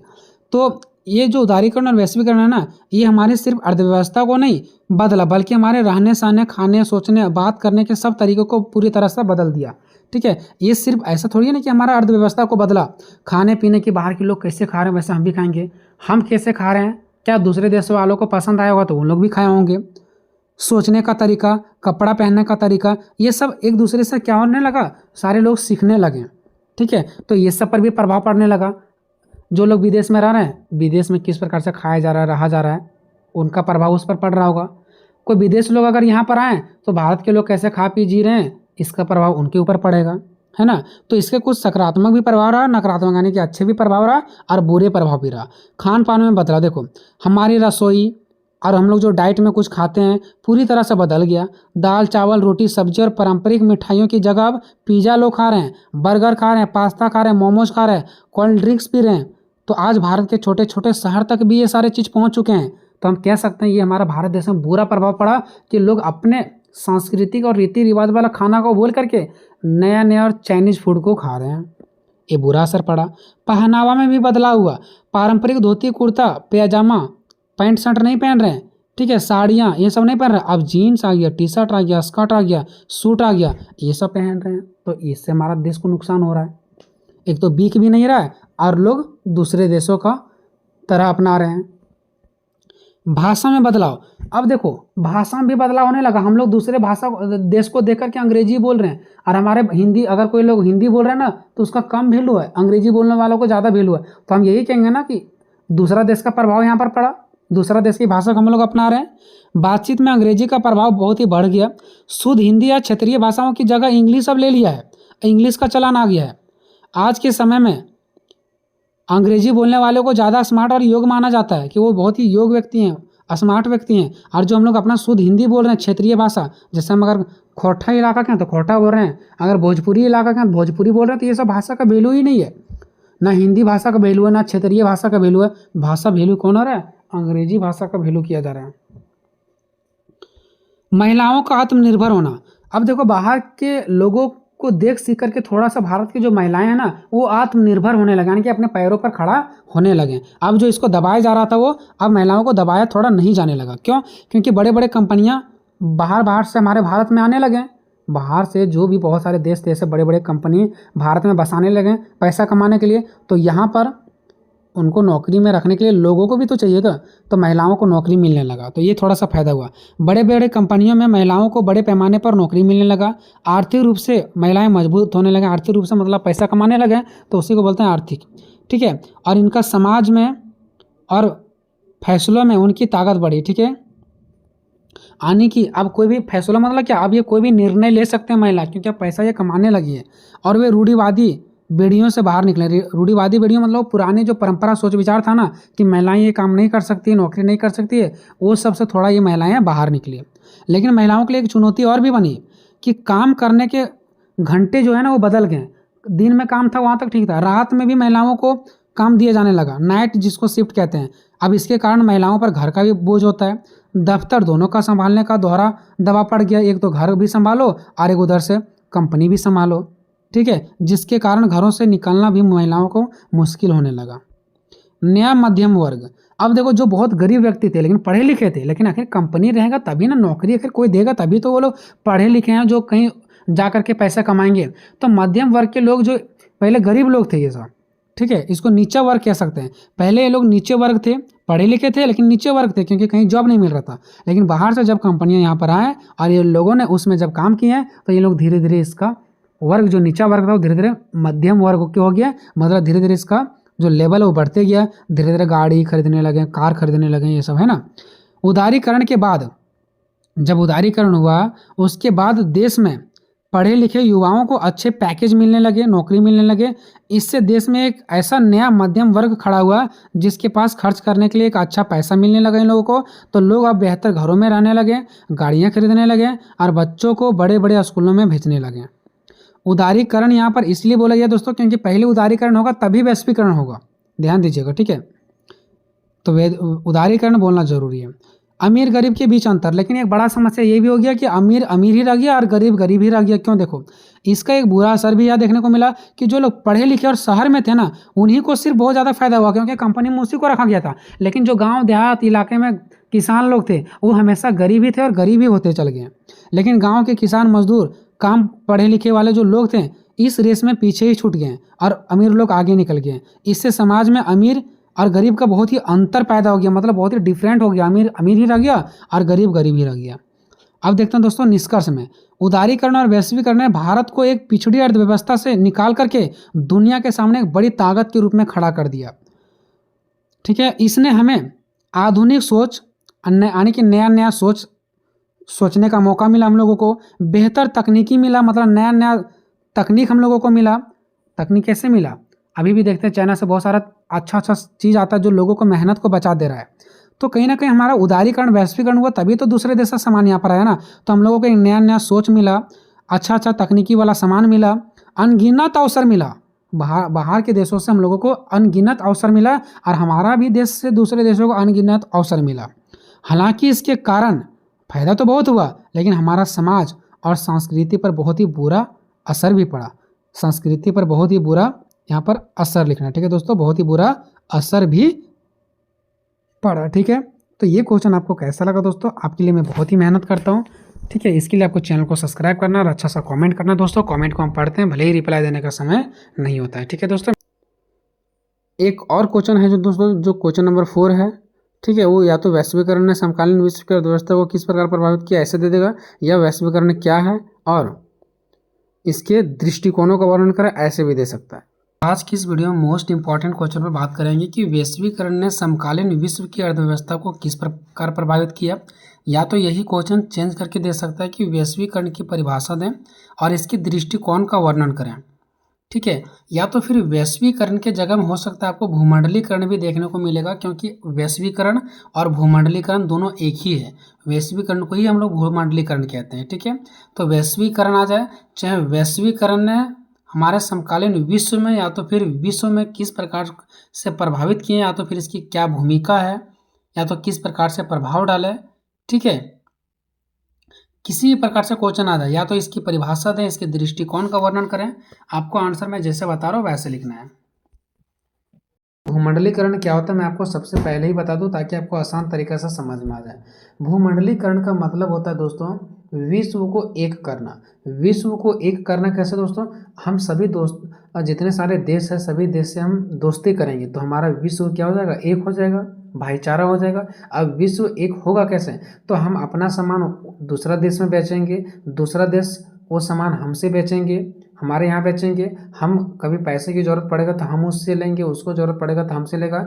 तो सभी देशों को के साथ व्यापार करना, सभी देशों के साथ मिलजुल के रहना, एक दूसरे को मदद करना, यही हमारा क्या होता है वैश्वीकरण कहलाता है, भूमंडलीकरण कहलाता है, जहाँ पे हम एक दूसरे से क्या कर रहते हैं, मिल के रहते हैं। ठीक है, तो भूमंडलीकरण का अर्थ क्या, तो भूमंडलीकरण का अर्थ होता है विश्व को एक करना, यानी विश्व को एक करना। ठीक है, जब विश्व के सभी देश किसी भी क्षेत्र में उदारीकरण की नीति को अपना लेते हैं। उदारीकरण का मतलब दोस्तों कि आप मेरे यहाँ आइए, हम आपके यहाँ जाएंगे, मतलब सलाह, भाईचारा, जो भाईचारा की नीति होता है ना उसी को बोलते हैं उदारीकरण। ठीक है, तो जब विश्व के सभी देशों के साथ, ठीक है, किसी भी क्षेत्र में, चाहे पैसा लेन देन के क्षेत्र में, व्यापार के क्षेत्र में, एक दूसरे के मदद के क्षेत्र में, किसी भी क्षेत्र में उदारीकरण की नीति को अपना लेता है तो सभी देश एक हो जाते हैं। तो सभी देश क्या हो जाते हैं, एक हो जाते हैं। और इसी प्रक्रिया को हम लोग कहते हैं भूमंडलीकरण, यानी जब सभी देश एक हो जाते हैं तो हम लोग इसको भूमंडलीकरण कहते हैं। ठीक है, विश्व के विभिन्न देशों की अर्थव्यवस्थाओं या क्षेत्र का एक दूसरे के साथ जोड़ने की प्रक्रिया को ही भूमंडलीकरण कहते हैं। ठीक है, यहाँ ये भी हमारा सिंपल भाषा में दोस्तों कि विश्व के जितने भी सारे देश हैं वो सभी देशों का जो क्षेत्र है वो एक दूसरे के साथ जुड़ने की जो प्रक्रिया होता है ना उसी को भूमंडलीकरण कहते हैं। मतलब सभी देश जो एक साथ जुड़ते हैं उसी प्रक्रिया को भूमंडलीकरण कहते हैं, वही चीज़ है इसमें। ठीक है, नेक्स्ट बात करते हैं दोस्तों कि विश्व के विभिन्न देशों के बीच व्यापार प्रारंभ होने से यह देश एक दूसरे के साथ जुड़ जाते हैं। देखो, विश्व के विभिन्न देशों के साथ, अलग अलग देशों के साथ व्यापार शुरू हो जाता है ना, जब हमारा यहाँ देश से अगर हम पाकिस्तान जा रहे हैं व्यापार करने, चीन जा रहे हैं, अमेरिका जा रहे हैं, तो जिस देश में हम व्यापार करने जाएंगे ना इससे क्या होगा, रिलेशन बढ़ता जाएगा, दोस्ती होते जाएगा और एक दूसरे के साथ हम लोग जुड़ते भी जाएंगे। ठीक है, तो व्यापार के कारण भी हमारा क्या हो जाता है, वैश्वीकरण, भूमंडलीकरण होता है। ठीक है, नेक्स्ट है कि भूमंडलीकरण की शुरुआत भारत में 1991 में अपनाया गया था। ठीक है, आर्थिक नीति से भूमंडलीकरण की शुरुआत हुआ था, यानी कि बस ये आपको बताना है कि भूमंडलीकरण की शुरुआत भारत में सन 1991 में अपनाया गया था। बस एक नंबर के में भी आपका आ सकता है कि भारत ने भूमंडलीकरण की नीति को कब अपनाया, तो 1991 में। ठीक है, अब देखते हैं दोस्तों वैश्वीकरण की विशेषता। वैश्वीकरण बोलो चाहे भूमंडलीकरण बोलो, बात एक ही पड़ता है। ठीक है, तो देखते हैं कि भूमंडलीकरण की विशेषताएं कौन कौन है। अब देखिए दोस्तों यहाँ पे बस मैंने पॉइंट लिख दिया, आप चाहो तो इसको 2 पेज में कर सकते हो। कैसे, तो देखिए दोस्तों सबसे नंबर 1 में लिखना है दूरियां कम होना, और दूरियां कम होना लिख कर कैसे आपको क्या करना है, अंडरलाइन करना है और इधर आपको लिखते जाना जो मैं बता रहा हूँ। सबसे पहले क्या लिखेंगे, दूरियां का कम होना। अगर आप इसके बारे में और लिखना चाहते हैं तो ठीक है, नहीं तो बस इतना ही लिख करके छोड़ दें। दूरियां का कम होना, देखिए दोस्तों भूमंडली के कारण क्या हुआ, एक दूसरे देश के बीच का जो दूरियां है ना वह कम हो गया है। ठीक है, एक दूसरे के बीच जो दूरियां हैं वो क्या हो गया, कम हो गया है। हम लोग आते रहेंगे जाते रहेंगे तो पता ही नहीं चलेगा कि कितना दूर है, जब रिलेशन अच्छा रहेगा, दोस्ती अच्छा रहेगा। ठीक है, नई संस्कृति का उद्भव, हम दूसरे देश जाएंगे तो वहाँ के संस्कृति, रीति रिवाज, लोगों को देखेंगे और वहाँ के चीज़ों को अपनाएंगे, वो हमारे यहाँ आएंगे तो हमारे संस्कृति को देखेंगे, तो कहीं ना कहीं नई नई संस्कृतियों का क्या होता है, उद्भव होता है। ठीक है, बाजारीकरण का बढ़ावा होना, अब मान लो कि हम कोई भी चीज़ों को वहाँ बेचने जाते हैं तो कहीं ना कहीं हमारे जो चीज़ हम बना रहे हैं वो भारी मात्रा में बनाएंगे, नया नया चीज़ बनाएंगे ताकि बढ़िया से बढ़िया बिके और हम अच्छा से अच्छा पैसा कमाएं। तो जो बाज़ार में नया नया चीज़ें भारी मात्रा में बनाया जाता है उसी को बोलते हैं बाजारीकरण, यानी बाज़ार ठप नहीं है बल्कि बाज़ार चल रहा है। जब बाज़ार का माहौल गर्म रहता है, ज़्यादा से ज़्यादा बिक्री होता है, उसी को बोलते हैं बाजारीकरण। तो इससे बाजारीकरण में भी बढ़ावा होता है। रोजगार में वृद्धि होता है। लोग क्यों व्यापार करते हैं, दूसरे देश क्यों जाएंगे, आखिर फायदा के लिए ही तो जाएंगे ना, ताकि उसको क्या मिले, रोजगार मिले। शिक्षा का विकास, इससे क्या होता है, शिक्षा का भी विकास होता है। हम कोई जरूरी नहीं कि हम दूसरे देश व्यापार करने के लिए ही जाएंगे, और अगर व्यापार भी करने जा रहे हैं तो कहीं ना कुछ गुण जरूर सीखेंगे। अगर अमेरिका जाएंगे तो जरूर आप इंग्लिश बोलने के लिए सीखेंगे, तो कहीं ना कहीं शिक्षा का भी विकास होता है। बहुराष्ट्रीय कंपनियों का बढ़ावा होना, ठीक है, जो बड़े बड़े कंपनी हैं, जो बड़े बड़े कंपनी बसे हुए हैं दूसरे देश में, ठीक है, इस कंपनियों का क्या होगा, बढ़ावा होगा। क्यों होगा, क्योंकि जो कंपनी है वो दूसरे देश में जाकर कार्य करेगी, साथ में जो वस्तुएं बनाएगी, जो वो बड़े बड़े वस्तु बनाएंगे, भारी मात्रा में वस्तु बनाएंगे, वो दूसरे दूसरे देश भेज करके क्या करेंगे, वो फायदा कमाएंगे।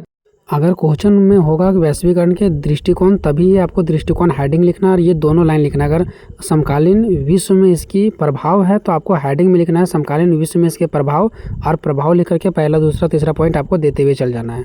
अलग अलग दृष्टिकोण है, जिनमें से आर्थिक दृष्टिकोण, राजनीतिक दृष्टिकोण, सांस्कृतिक दृष्टिकोण और सामाजिक दृष्टिकोण यानी कि सामाजिक पहलू शामिल है। आर्थिक दृष्टिकोण में आर्थिक की बातें होती है, धन दौलत के बारे में। राजनीतिक मतलब राजनीतिक मुद्दे, सांस्कृतिक मतलब जो हमारा रीति रिवाज है, सामाजिक मतलब जो हमारा समाज से जुड़ा हुआ है। ठीक है, तो एक एक करके देखते हैं। सबसे पहले देखते हैं आर्थिक दृष्टिकोण, क्योंकि पहले हमारा क्या है, आर्थिक दृष्टिकोण है। अब पहला हमारा है क्या, आर्थिक दृष्टिकोण। अब इसके अंतर्गत कौन कौन सा पॉइंट्स है वो देखिए। जैसे ही आर्थिक दृष्टिकोण खत्म होगा उसके बाद राजनीतिक दृष्टिकोण, सांस्कृतिक और सामाजिक देखेंगे। ठीक है, तो आर्थिक दृष्टिकोण के अंतर्गत पहला हमारा आता है कि मुक्त व्यापार। वैश्वीकरण में क्या होता है पता है, मुक्त व्यापार होता है। आप भी हमारे देश में आकर के खुला व्यापार कर सकते हैं, हम भी आपके देश में जाकर के खुला व्यापार कर सकते हैं, कोई रोक टेक नहीं, कोई पिज्जा पासपोर्ट नहीं। ठीक है, कि नियम कानून बनाओ, ठीक है, फलना ढेकाना बहुत सारा सिस्टम होता है, वो सब कुछ भी नहीं करना है।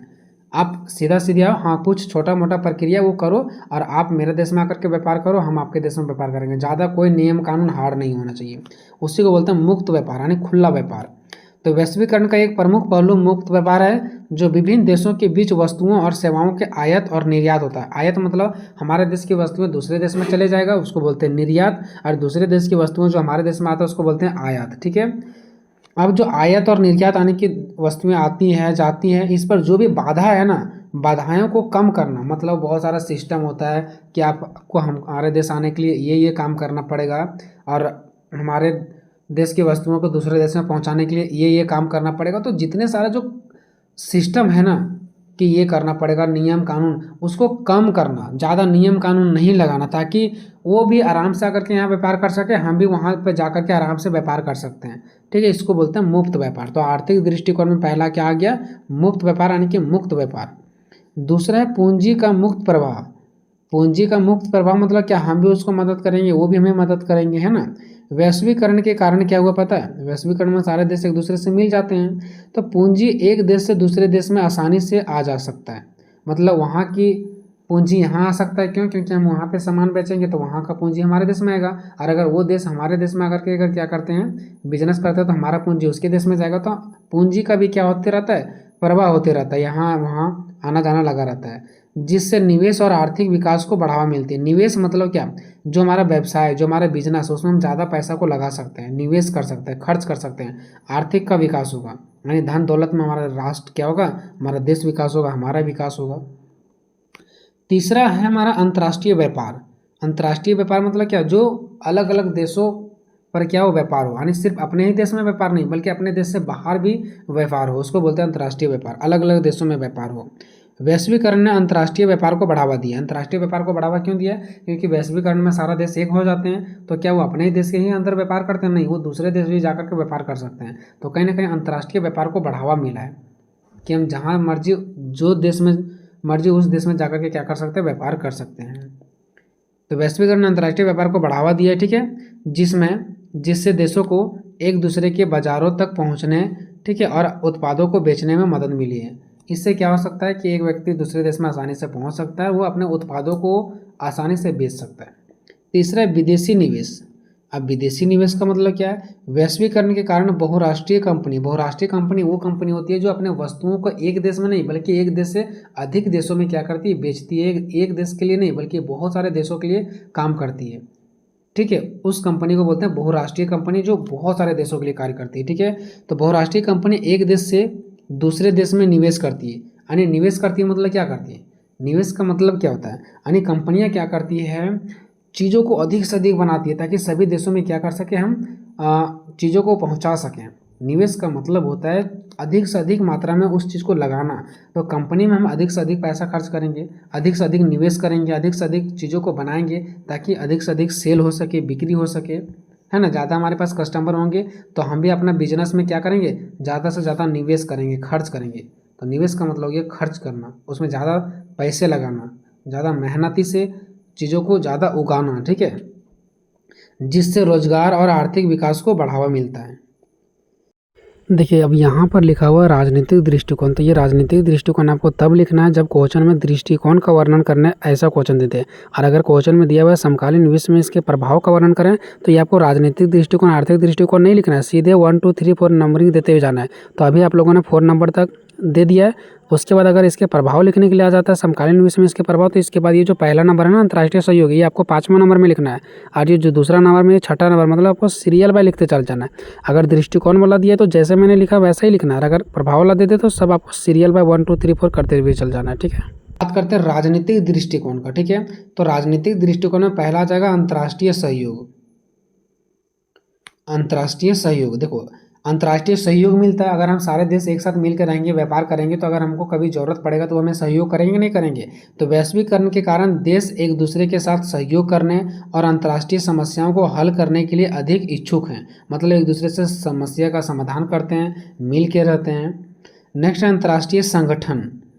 अब देखो बहुत सारे देश एक साथ मिलकर काम करती है, व्यापार करती है, तो इसके लिए अंतर्राष्ट्रीय संगठन बना गया। अंतर्राष्ट्रीय मतलब एक देशों के लिए नहीं, बल्कि अपने देश से बाहर और भी सारे देशों के लिए। अंतर्राष्ट्रीय मतलब बहुत सारे देश हो गया, तो बहुत सारे देशों के लिए एक संगठन बना गया। जैसे कि मान लो कि बहुत सारे देश के बीच में व्यापार हो रहा है, तो कभी ना कभी इसके बीच में भी तो लड़ाई हो सकता है।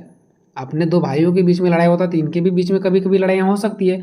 तो ये दोनों के बीच में अगर कोई भी देशों के बीच में, 2 देशों 3 देशों के बीच में अगर लड़ाई हो जाएगा तो इसको सल्टाने का काम कौन करेगा, समझाने का काम कौन करेगा। तो इन सभी देशों के लिए एक संगठन बनाया जाता है जिसको बोला जाता है अंतर्राष्ट्रीय संगठन, जो न्याय दिलाने का काम करती है। किसी के बीच अगर लड़ाई झगड़ा होगी तो उसको शांत करने का काम करती है, ठीक है। तो अंतर्राष्ट्रीय संगठन जैसे कि संयुक्त राष्ट्र, जो बहुत सारे देशों के लिए काम करती है, विश्व व्यापार संगठन, ये भी बहुत सारे देशों के लिए कार्य करती है।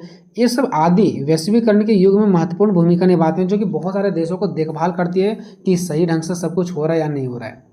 मानवाधिकार, देखो मानवाधिकार मतलब जो मानव को अधिकार मिलती है, ठीक है। वैश्वीकरण ने मानवाधिकारों के बारे में जागरूकता बढ़ाई है और देशों को मानवाधिकारों का सम्मान करने के लिए प्रेरित किया है। मानवाधिकार मतलब क्या, देखो वैश्वीकरण से क्या होता है दोस्तों कि हम एक दूसरे देश के बीच में अटैच रहते हैं, ठीक है। और इसकी वजह से मानवाधिकार को बढ़ावा मिला है। क्यों? क्योंकि हम दूसरे देश से कनेक्ट हैं, हम देखते हैं कि दूसरे देश में सभी लोगों को क्या मिला हुआ, मानवाधिकार है, यानी कि वहाँ के देश के लोग बहुत अच्छे से घूम रहे हैं, खा रहे हैं, पी रहे हैं। तो हमारे भी देश में सभी लोगों को घूमने का आज़ादी, जो दूसरे देश में, जैसे हम लोग दूसरे देश में जो भी चीज़ को देखेंगे उस चीज़ को हम लोग अपनाने का काम करेंगे। तो कहीं ना कहीं ये होगा कि दूसरे लोगों को जो अधिकार प्राप्त है ना, वो हमें भी अधिकार प्राप्त होता है। तो मानवाधिकार का मतलब हो गया कि वैश्वीकरण क्या करते हैं, मानवाधिकारों को बढ़ावा देते हैं, क्योंकि हम लोग एक दूसरे देश से देखते हैं, सीखते हैं, हमें भी वो ऐसा अधिकार प्राप्त होता है। जब से वैश्वीकरण हुआ तब से मानवाधिकारों को भी क्या मिला, बढ़ावा मिला है। और हर एक देश अपने अंदर के लोगों को क्या कर रहे हैं, अधिक से अधिक अधिकार दे रहे हैं, सभी लोगों को समान अधिकार दे रहे हैं, जो एक मानव को अधिकार मिलना चाहिए। नेक्स्ट है सांस्कृतिक दृष्टिकोण, संस्कृति का आदान प्रदान। देखो मान लो दूसरा देश के लोग यहाँ पे आएंगे, हमारे देश के लोग वहाँ पे जाएंगे, तो उनका संस्कृति, रीति रिवाज, पहनावा ओढ़ावा, भाषा, खान पान, वो सब हम लोग देखेंगे, वो भी हमारे को संस्कृति को देखेंगे। तो कहीं ना कहीं संस्कृति का आदान प्रदान होगा, रीति रिवाज का आदान प्रदान होगा, ठीक है। तो वैश्वीकरण के कारण विभिन्न संस्कृतियों के लोग एक दूसरे के साथ संपर्क में आते हैं, जिससे सांस्कृतिक आदान प्रदान और समझ को बढ़ावा मिलता है। नेक्स्ट है सांस्कृतिक समरूपता। सांस्कृतिक समरूपता का मतलब हो गया दोस्तों, वैश्वीकरण के कारण कुछ संस्कृतियों का प्रभाव अन्य संस्कृतियों पर हावी हो सकता है, जिससे सांस्कृतिक समरूपता हो सकती है। सांस्कृतिक समरूपता का मतलब, मान लो इस देश की कोई एक रीति रिवाज है और हम इस देश के हैं, तो इस देश के कोई भी रीति रिवाज को अगर हम अपना लेते हैं तो इसका मतलब हो गया कि उसके संस्कृति को हम अपनाएं, मतलब सांस्कृतिक समरूपता हो गया, ठीक है। तो निश्चित सी बात है कि यहाँ के लोग यहाँ आएंगे, यहाँ के लोग वहाँ जाएंगे, तो संस्कृति समरूपता होगा ही होगा। नेक्स्ट है सामाजिक दृष्टिकोण। तो सामाजिक दृष्टिकोण में शिक्षा आ गया पहला, यानी वैश्वीकरण के कारण शिक्षा और कौशल विकास के अवसर बढ़े हैं, यानी शिक्षा का कौशल यानी लोगों को सीखने का, स्किल डेवलप करने का मौका मिला है, अवसर मिला है। स्वास्थ्य, वैश्वीकरण के कारण स्वास्थ्य सेवाओं और प्रौद्योगिकी तक पहुंच बढ़ी है, यानी वैश्वीकरण के कारण स्वास्थ्य तक अधिक से अधिक पहुंच बढ़ा है, जिससे अधिक से अधिक लोग क्या हो रहे हैं, अभी स्वस्थ हो रहे हैं। पहले इतना ज्ञान बुद्धि नहीं था, अभी स्वास्थ्य के मामले में बहुत ज़्यादा आगे बढ़ चुके हैं। ये सब पॉसिबल किसकी वजह से हुआ है, वैश्वीकरण। क्यों? क्योंकि एक दूसरे देश से हम लोग मिल के रहते हैं, तो एक दूसरे को हम लोग सपोर्ट करते हैं। जो दवा या तो जो भी चीज़ स्वास्थ्य के मामले में हमारे पास ज्ञान नहीं, वो दूसरे देश से ले सकते हैं। जीवन स्तर, वैश्वीकरण के कारण कुछ देशों में जीवन स्तर में सुधार हुआ है, लेकिन कुछ देशों में असमानता भी बढ़ी है। देखो, वैश्वीकरण यानी जब सारे देश एक साथ मिल जाते हैं ना, तो इससे क्या होता है पता है, बहुत सारे जीवन में सुधार भी होता है और बहुत सारी चीज़ें असमानता भी बढ़ती है। ठीक है, असमानता भी फैलती है, सिर्फ फायदा ही नहीं होता, नुकसान भी होता है। सामाजिक परिवर्तन, वैश्वीकरण के कारण सामाजिक मूल्यों और मानदंडों में क्या होता है, बदलाव आता है। हमारे समाज में बदलाव आएगा, निश्चित से आएगा। दूसरा देश के लोगों को देखेंगे कि हाफ हाफ पैंट पहन रहे हैं, तो हमको भी लगेगा कि हम भी पहनेंगे, तो हमारे समाज में बदलाव हो रहा है कि नहीं हो रहा है। तो ये भी चीज़ होती है। नेक्स्ट देखते हैं निष्कर्ष। वैश्वीकरण के कारण इन विभिन्न दृष्टिकोणों को समझना महत्वपूर्ण है, क्योंकि जब तक हम लोग वैश्वीकरण के दृष्टिकोण को नहीं समझेंगे, तब तक हम लोग वैश्वीकरण के सही अर्थ को नहीं समझ पाएंगे, ताकि हम इसके प्रभावों को बेहतर ढंग से समझ सकें कि वैश्वीकरण का प्रभाव कितना महत्वपूर्ण है। जब तक इसको नहीं जानेंगे, तब तक इसके महत्वपूर्ण प्रभाव को नहीं समझ सकते हैं, इसके लाभों को अधिकतम कर सकें। ठीक है, हमको इसके जो वैश्वीकरण, इसको समझने की जरूरत क्यों है, ताकि इसके लाभों को हम लोग अधिकतम कर सकें, यानी कि इसके लाभ को अधिक से अधिक कर सकें और इसके नकारात्मक प्रभावों को हम कम कर सकें। मतलब वैश्वीकरण को जानना इसलिए ज़रूरी है ताकि इसके लाभों को अधिक से अधिक हम कर सकें और इसके जो नकारात्मक प्रभाव है उसको हम कम से कम कर सकें। ठीक है, तो ये एक छोटा सा क्वेश्चन था दोस्तों। वीडियो कैसा लगा कमेंट में जरूर बताइएगा। अब जो क्वेश्चन नंबर 5वां बच गया दोस्तों, इसको मैं नेक्स्ट वीडियो में करवा दूंगा।